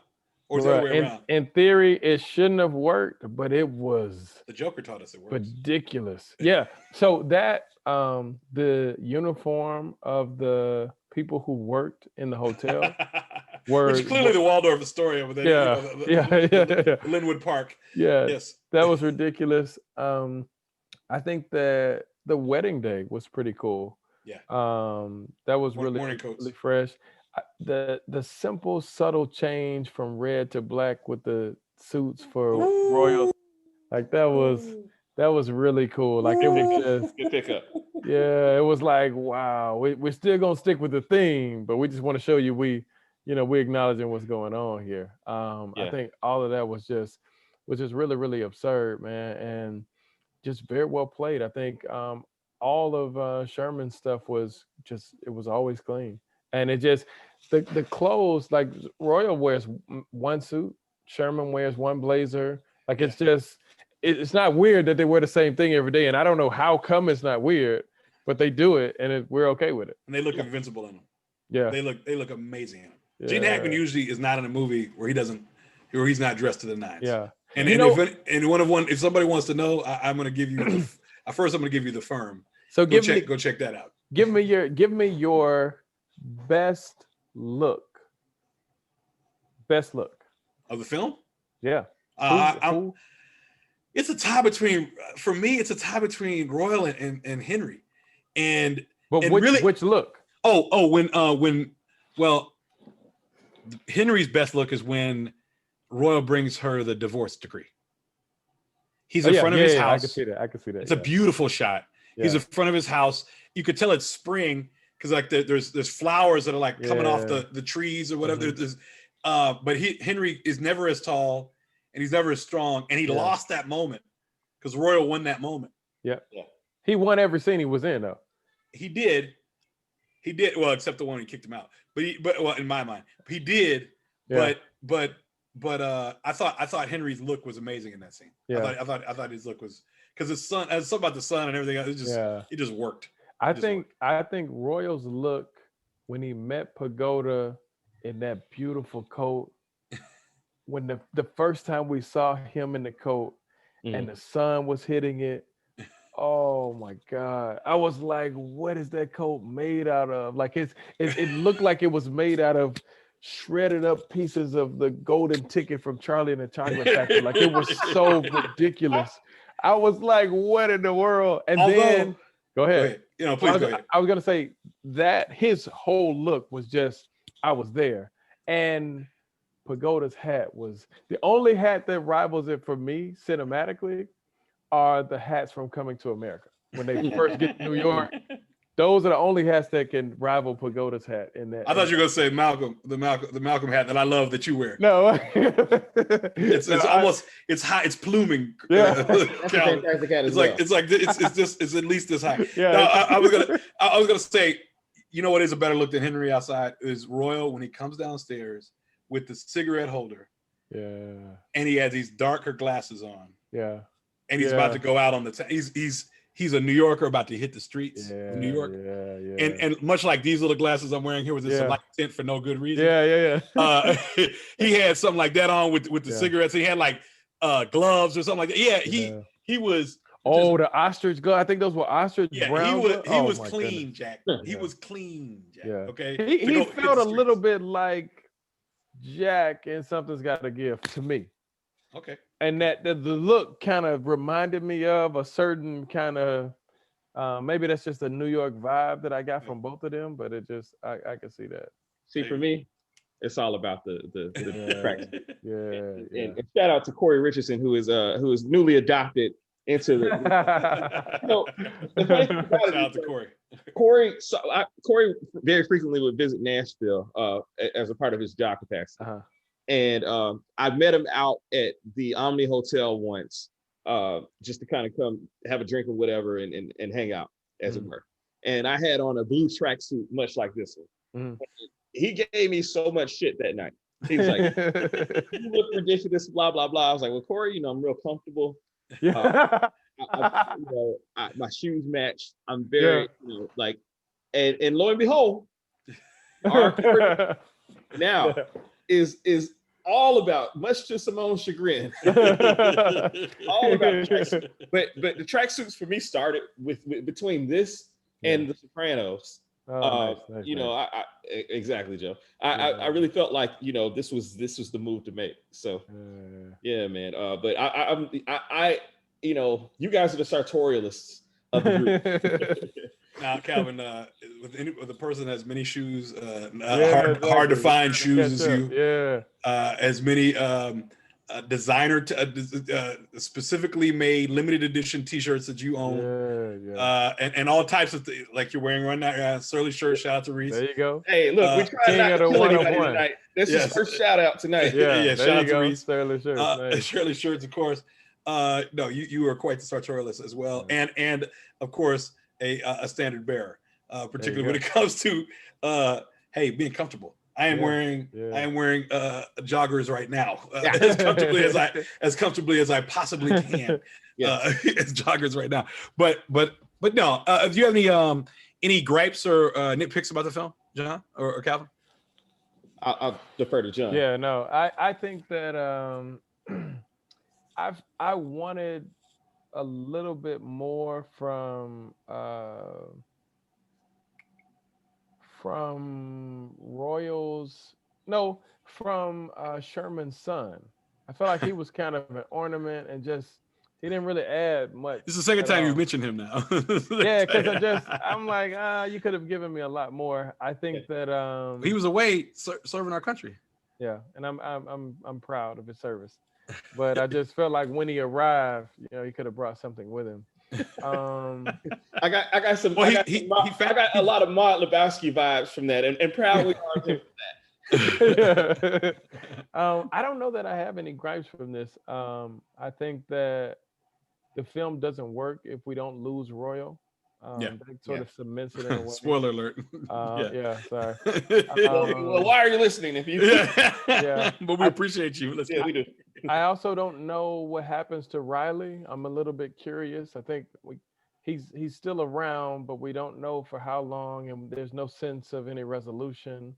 For who? For Riley. Oh, Raleigh. Yeah, Raleigh. He wrote the book, and he and Dudley went on tour.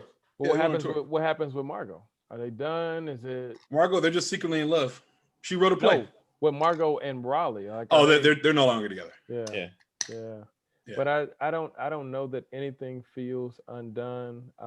Pagoda feels weird without Royal, to be honest. And I don't know what happens to him without Royal. And I don't know if you noticed in the scene where Royal is found out, he immediately throws Pagoda under the bus. Oh yeah. He was like, well, Pagoda, the jig is up. We got to go. And no one knew that he was a part of the thing. Pagoda, you were in on this? Yeah. He set him up, and Pagoda was probably like, bro, why you? That's probably why he stabbed him, to be honest with you. Yeah. Oh, shit, man. Like, I don't know. I lost my touch. I don't know. He's like, what did he say? Something like, I don't know how much is he paying you? Yeah. I don't know what you're talking about. Yeah. He has the cancers. He has the cancers. Kumar Palana, man. Kumar Palana. God bless him. Yeah, John, give me your Kumar line. Come on, John. Give me your Kumar line from Bottle Rocket. Oh, when he's in the elevator, he's like, I don't know, man. I lost my touch. I don't know. Like, come on, what? Dignan losing it. What do you mean? Come on. What do you mean you lost your touch? I don't think you ever had touch. That's Dignan's fault, man. You cannot let everything ride on Pagoda, man. You just can't. Yeah. You can't. Yeah. What you have any regrets, Calvin? Flawless movie for me. I if I tried to find a regret, that it wasn't longer. I could have taken some exposition scenes. Yeah, I mean, everything about this movie, it's one of those movies for me that every time I see it, I enjoy it more. I notice things that I intentionally will watch it from start to finish. There are some movies where I can pick up on them and feel just fine. Like not having seen this part or that part. This movie, I want to see from the beginning to end. And I have a very low. I mean, I'll fall asleep on any movie, but I have a low sleep rate on this movie. Like, I mean, there's just so many scenes that I'm looking forward to. And payoffs. Yeah, in the payoffs, exactly. And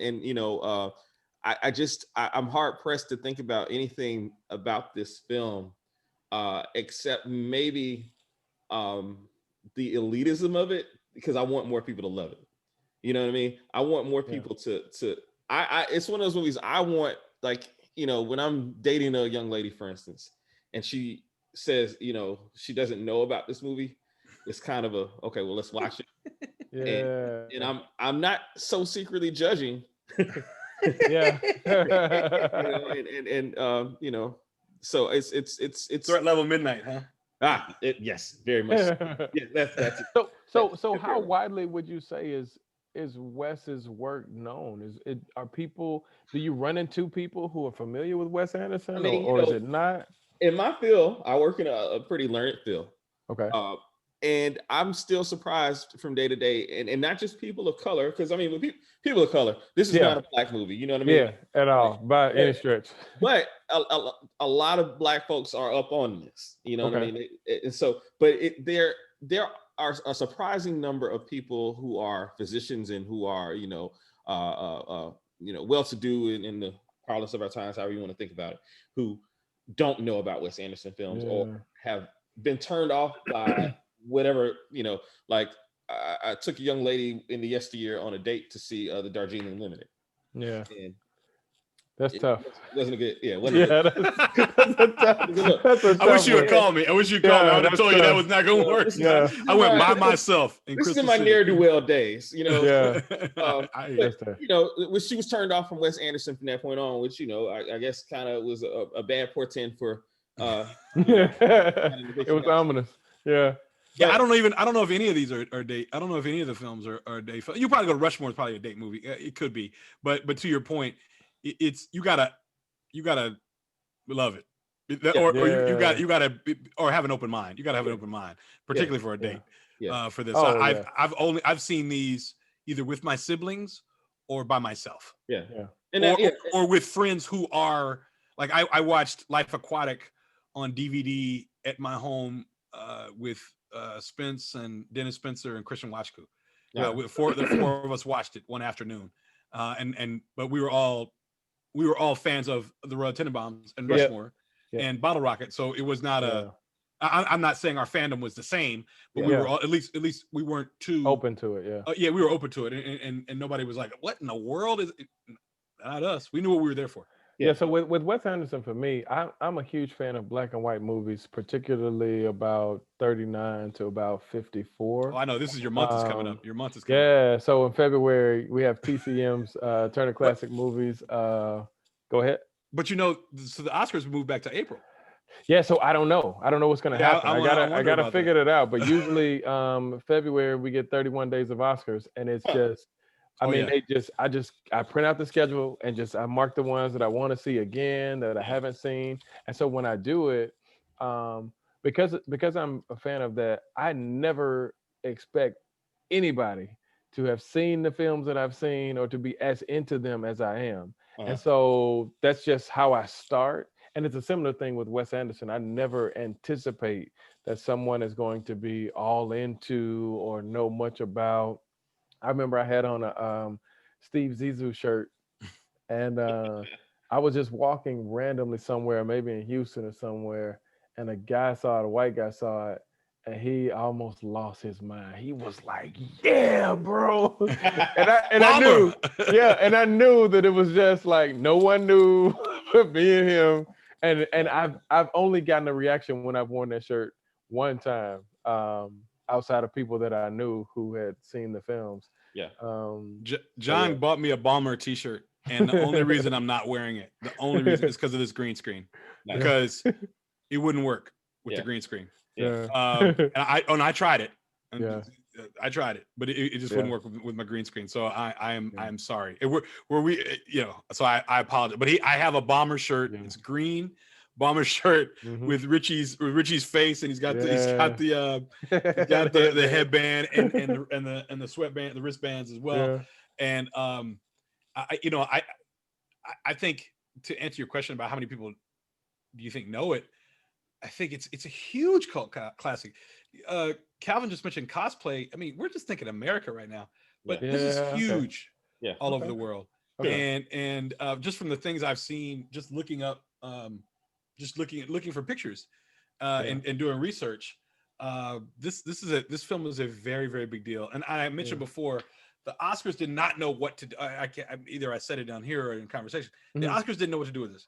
Yeah. And the fact that this film was not nominated for Best Picture, and it was only nominated for an adapted screenplay or something like that. Yeah. And that Gene Hackman was nominated for Best Actor. Yeah. It's a joke. Not to mention set design and music, any number of things. It's that's a joke.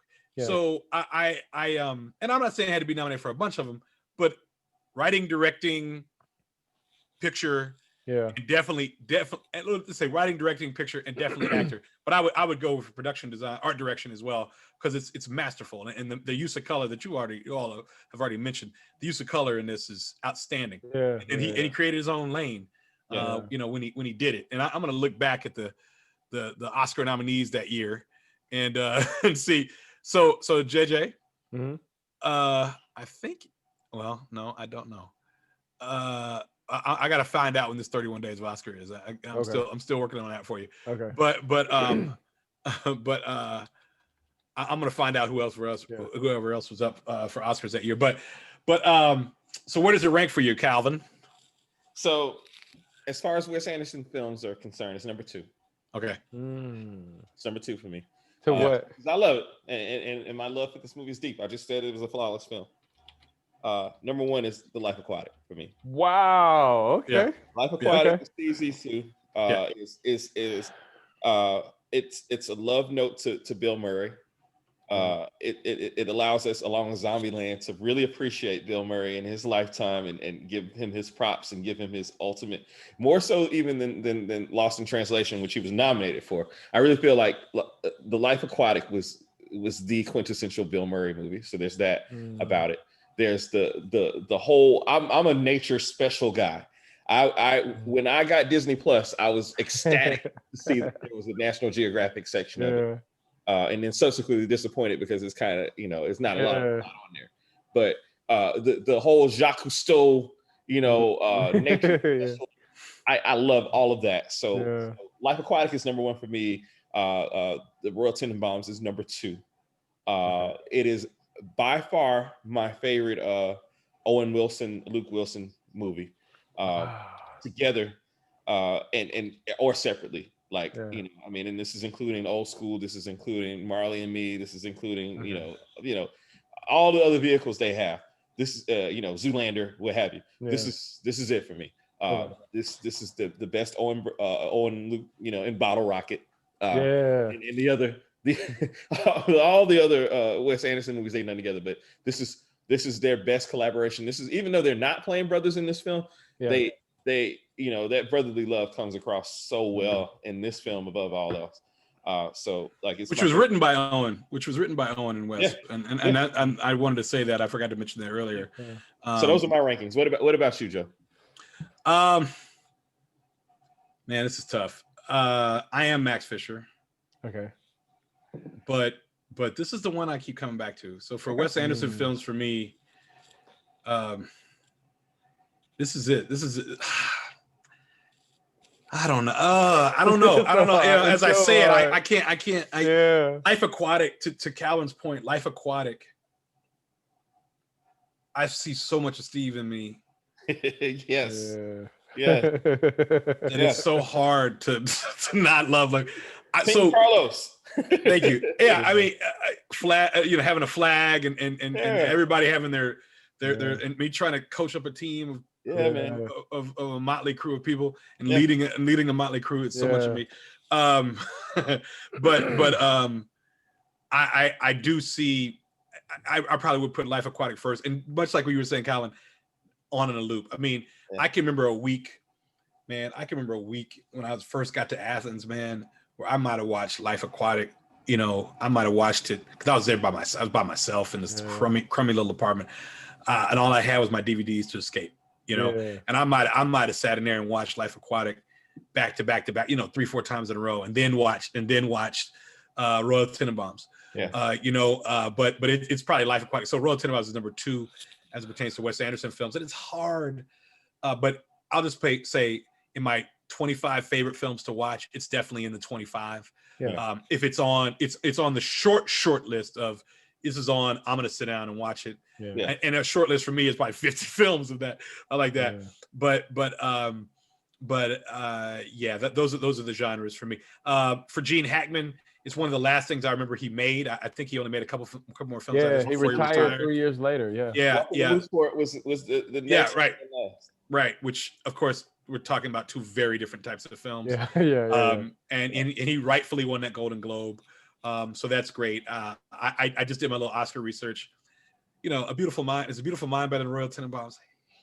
Heck no. It's not better than Royal Tenenbaums. Denzel won Best Actor, so I'm fine with that. Yeah.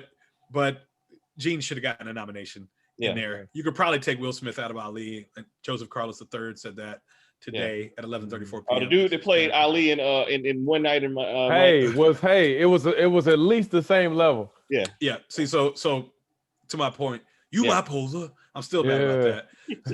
Still upset about that. But because Jamie should have won for an Oscar for that, actually. As Bundini. He was amazing. He was amazing. But the only nominee was like Voight as Cosell. I was like, come on, y'all are missing the boat here. But which was fine. I know it was what it was, but y'all are missing the boat. But anyway, that's how I feel about it. They were up for original screenplay, but I felt they should be up for others as well. And this is definitely on my they were robbed. Sure. Oh yeah, absolutely. High on my they were robbed list. Fair enough. And you know what I like about these things, John? Our lists have there's no rhyme or reason. Yeah, it's on there. Man. It's on there. Yeah. Going for the Survival Scrolls. And anybody gets that reference, I love you. Yeah. It's like Wedding Crashers too, when he says Rule 23. Like, exactly. You could just. Where are they? Yeah. Where are they? Show me. Yeah. So I want to say first, my favorite scene in the movie.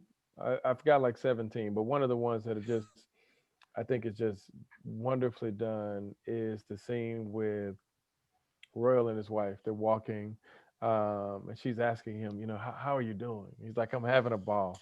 Scrapping and yelling, mixing it up. I'm loving every minute with this crew. And he goes in there to express his love. He talks about his regrets as a father. After here, so what's crazy is she says, I wish I had done a better job. And he's like, oh no, don't do that. Don't blame yourself. He said, if anything, I wasn't there, but then no one's to blame. Like we shouldn't even play that game. Like, what? Why would we do that? Yeah. Let's not do that. And then he's trying to steer that boat away from that iceberg. And he's going on, he's talking about how wonderful she is, and he pauses after he smiles at her. And then it's like, how's your love life? And he just goes right in. Let me just do a heat check real quick and see how this goes. She said none of your business. But in terms I would love to see the rest of that walk, by the way. Oh man. So in terms of Wes Anderson films, I just want to say on record, the Hotel Chevalier. Like I just have to say it. Thank you for saying. Please, yes. That is an amazing. I watched that more than I watched the Darjeeling Limited. Yeah. So I'll say that for me, and this is gonna be kind of tough. I'm sorry. I'm laughing at the looks on Calvin's face. all it takes is one crazy one. I'm sorry. Go ahead, JJ. I'm so I do it every time. I get you every episode, Joe. I think I got 4. Okay. I think I have a 1A and B. Okay. Which is Royal Tenenbaum and the Grand Budapest Hotel. Yeah, you love that. Okay. You love Grand Yeah. I don't even. It's hard. It's so beautiful. It is a beautiful story. It's just, it looks so good. Yeah. And the characters are just so quirky and unique and well developed. It's ridiculous. Yeah. So that's 1A and 1B. Then Bottle Rocket, because that's where it started, and you can't help but be in love with a character as sympathetic as Dignan, who gets his shot. Like that guy never gets his shot. He gets his shot and it crumbles as it has to because he's inept as possible. But we're here for it. And it was such a spectacular failure that it was just, oh man, it was like a bad train wreck. It's just hard not to watch it. Yeah.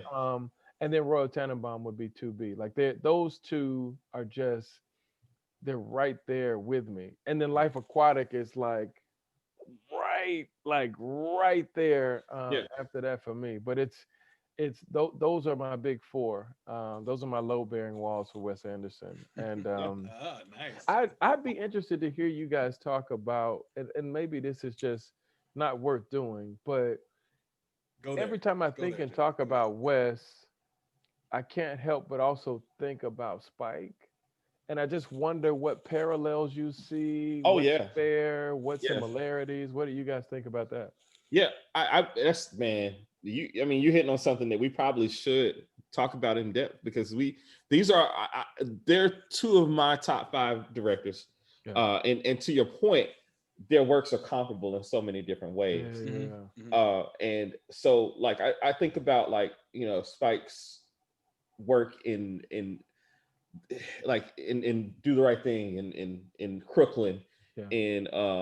in Jungle Fever, where he's in these neighborhoods in New York and telling these stories about families. I think that he kind of he gets the conversational tone and the dynamics, the family dynamics, and like, if you look at the Instagram post I did today earlier about the in preparation for the show, families are tough, from Thor Odinson. They both get that dynamic. Okay. I think Wes and Spike get that dynamic, and their filmmaking styles. I mean, they are too stylistically like you see their films, you say this is a Spike Lee joint. Yeah, the Wes Anderson film. So it's definitely worth going into. Joe, what do you think? Yeah, I think there are similarities there. I mean, I think I don't think it's a crazy stretch to believe or know that Spike was probably a great influence on Wes. Yeah. Wes studied film at Texas with Owen and a little after Matt McConaughey. But they studied film down there in Texas, and of course Spike was the hot auteur, one of the hot auteur filmmakers at the time, and so making something uniquely personal, I think is the hallmark of definitely of Wes's work, and while obviously it's the hallmark of Spike's work, he's only making films that he wants to make, so it's only about what he knows about him and cares about. But I think that there are some common themes there's some common themes, some commonality when it comes to themes that they both have in their films, and I think it's not a surprise whatsoever that you would ask that. I think there is, and when it comes to filmmakers, I'm not going to act like I know every single film, because I'm sure somebody listening, they'll be like, well, actually he's more like Barry from Ireland, and he's got this little 38-minute short that's just like okay, well, my bad, but to your point, John, I think that I don't think it'd be a major stretch to think that Spike was an influence. It has been an influence in some way, the way he tells stories. And to make it uniquely personal, and definitely put a stamp on it as his. So when you see a trailer, I mean, he's got a film that's been sitting in the can, and I cannot wait for that thing to come out. Jeffrey Anderson's in it, and there's all these people, all these amazing people in it. There's a Vanity Fair spread, and I can't remember the name of it now, but I mean, when I turned the page in Vanity Fair and I saw the picture, and I was like, Wes Anderson. Yeah. I hadn't read a word. I looked at I looked at the picture that they took, and I said, oh, it must be hyping up a Wes Anderson film. And it was. And so there's certain things that he does, and with certain ways, things that look a certain way, and it's him. Same thing with Spike. He does things a certain way, or it's the music or the warmth or something like that. And hey, it's like that. I mean, you could say Scorsese. I mean, you could who's very big on music. You could say Oliver Stone. Who's very very big on using music and big, huge lush things, or even probably even more apropos, Tarantino. Who's gonna go wide, 16 by 9. The depth of he's shooting in rectangle to try to get as much of the world in it as he could possibly get. So as opposed, and Wes uses it though differently, because that's where he's going to put those Dalmatian mice, or he's going to put Margot, like you said, Margot off in the corner. And Spike uses it differently because he's going to show Black life, and he's going to show those traditional things. He's going to show kids starting playing hopscotch, or kids starting a fire hose or something. Little things like that, or people dancing in a window, three brownstones down, on a beautiful block. I think there's a lot of inspiration there. To answer your question. I think they both have a penchant for flair and flourish. When you see their work, it is ornate in a best artistic kind of way, not over the top, not gaudy, but enough to say I was here. It feels like what a Timberland beat was in the 90s. Like you know their stuff, right? So I think that Spike, and it's either because he tells stories that I feel closer to. His stories seem to message-wise be more overt to me. Like, we know what he's saying and do the right thing. We know what's going on at the end of school days. We know, like it screams. Whereas Wes kind of shows you a lot of pieces of the mosaic, but leaves it to you to say what you see. Definitely ambiguous. And I think that works really, really well. But yeah, for sure, man. Hey, look, this has been a fantastic. Everything I thought it would be, and in our mind's eyes, when we thought about this podcast in its infancy, and thought about having guests on here, JJ, you brought it, man. You brought the heat. I'm honored. I'm honored to be here, man. Glad to be with you guys. You're doing everything to keep so many people safe in this difficult time, man. Yes, Not just safe, but then even with something like this, to keep us sane, man, to give us something to hear and to be inspired by. And Joe continues to tell the stories and continues to make sure that we know the greatness that we have on the Quake in Atlanta. I think you were just referencing, Joe, the French Dispatches, the movie you were talking about. Oh, look at it! Okay, I see. Yeah, man, this was more fun than I imagined, and I imagined it was going to be fun. Yes. I'm glad to know you and glad to be a part of the conversation. Glad to be able to listen to conversations like this, and I love what you're doing. Likewise, man. I mean, all parts of us need healing, and certainly our spirits. And that's your role, brother. I mean, like, you are,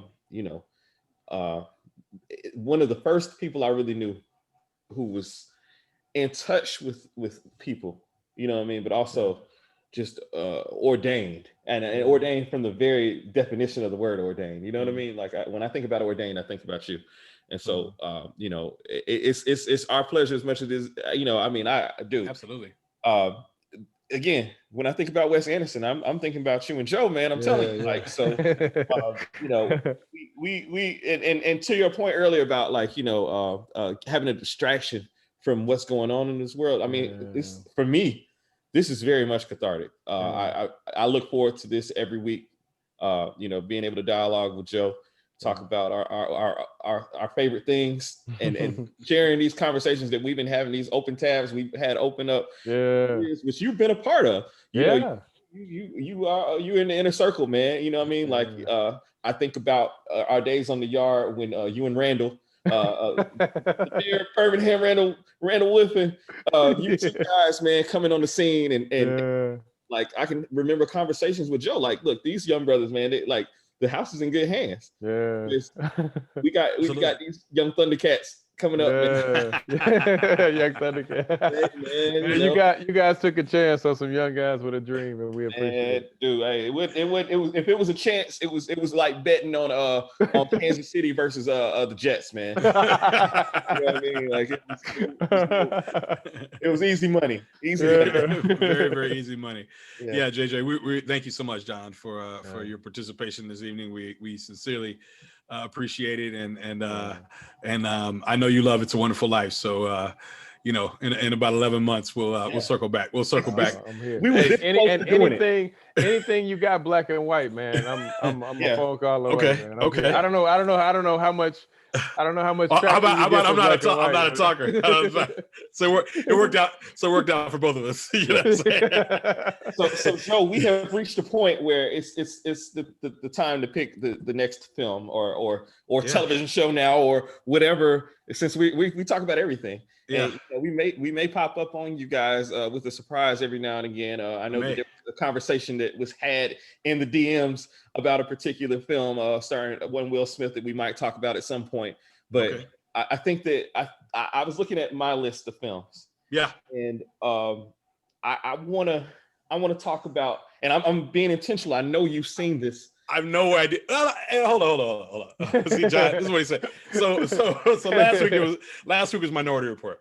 Yeah. Okay. I had not seen Minority Report since I lived at 145. That was my bad though. No, it's not your bad. It's not your bad. Because this is not what movies have you seen, and this is Open Tabs podcast where we talk about these films, right? Yeah, so sure. in my opinion, it's not your bad. Okay, I'm not disputing your opinion. Obviously, I'm a married man, so I've got to say that, right? So I'm not disputing your opinion. I respect your opinion. So having been led as we believe in the spirit of God, a good report and a medieval report. That's my part, the medieval part. So I hadn't seen it, right? So I rented it, John. And, I just started this new job and I thought I was going to have time. Yeah. And I just didn't have time to watch it. And I felt so bad because it was a rent. I rented it on Amazon. So I only had 48. I started playing it like an idiot. And I only had 48 hours. So I had to hurry and watch it. So we were supposed to shoot last Thursday and we didn't. So Calvin was very acquiesced. And then I said, okay, let's do it Friday. What am I doing? I don't know. You're tired. You work hard, so you might want to get some rest, right? Yeah. So he acquiesced, and we were able to have a great, I feel, a great discussion. Oh, absolutely. And it gave me extra time to study and study to show thyself approved as it pertained to the Minority Report. Yeah. So don't worry about some film that I have seen or haven't seen because I'm going to watch it with whatever it is. I'm going to watch it within the next 72 hours. Well, guess what it is? Big Tom Hanks. I almost did. I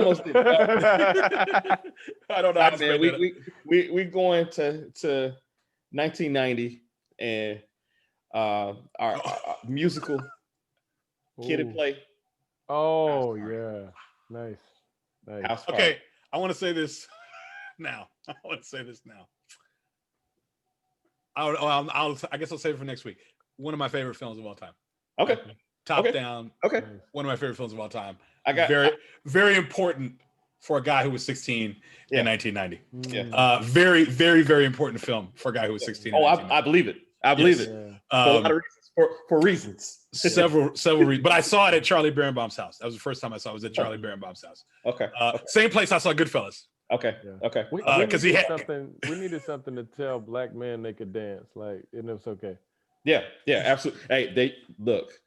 Hey, so I'm putting my old childhood friend Euless Moore on notice. Okay. I got a Euless Moore story. I'm going to embarrass him, and it's coming out for house.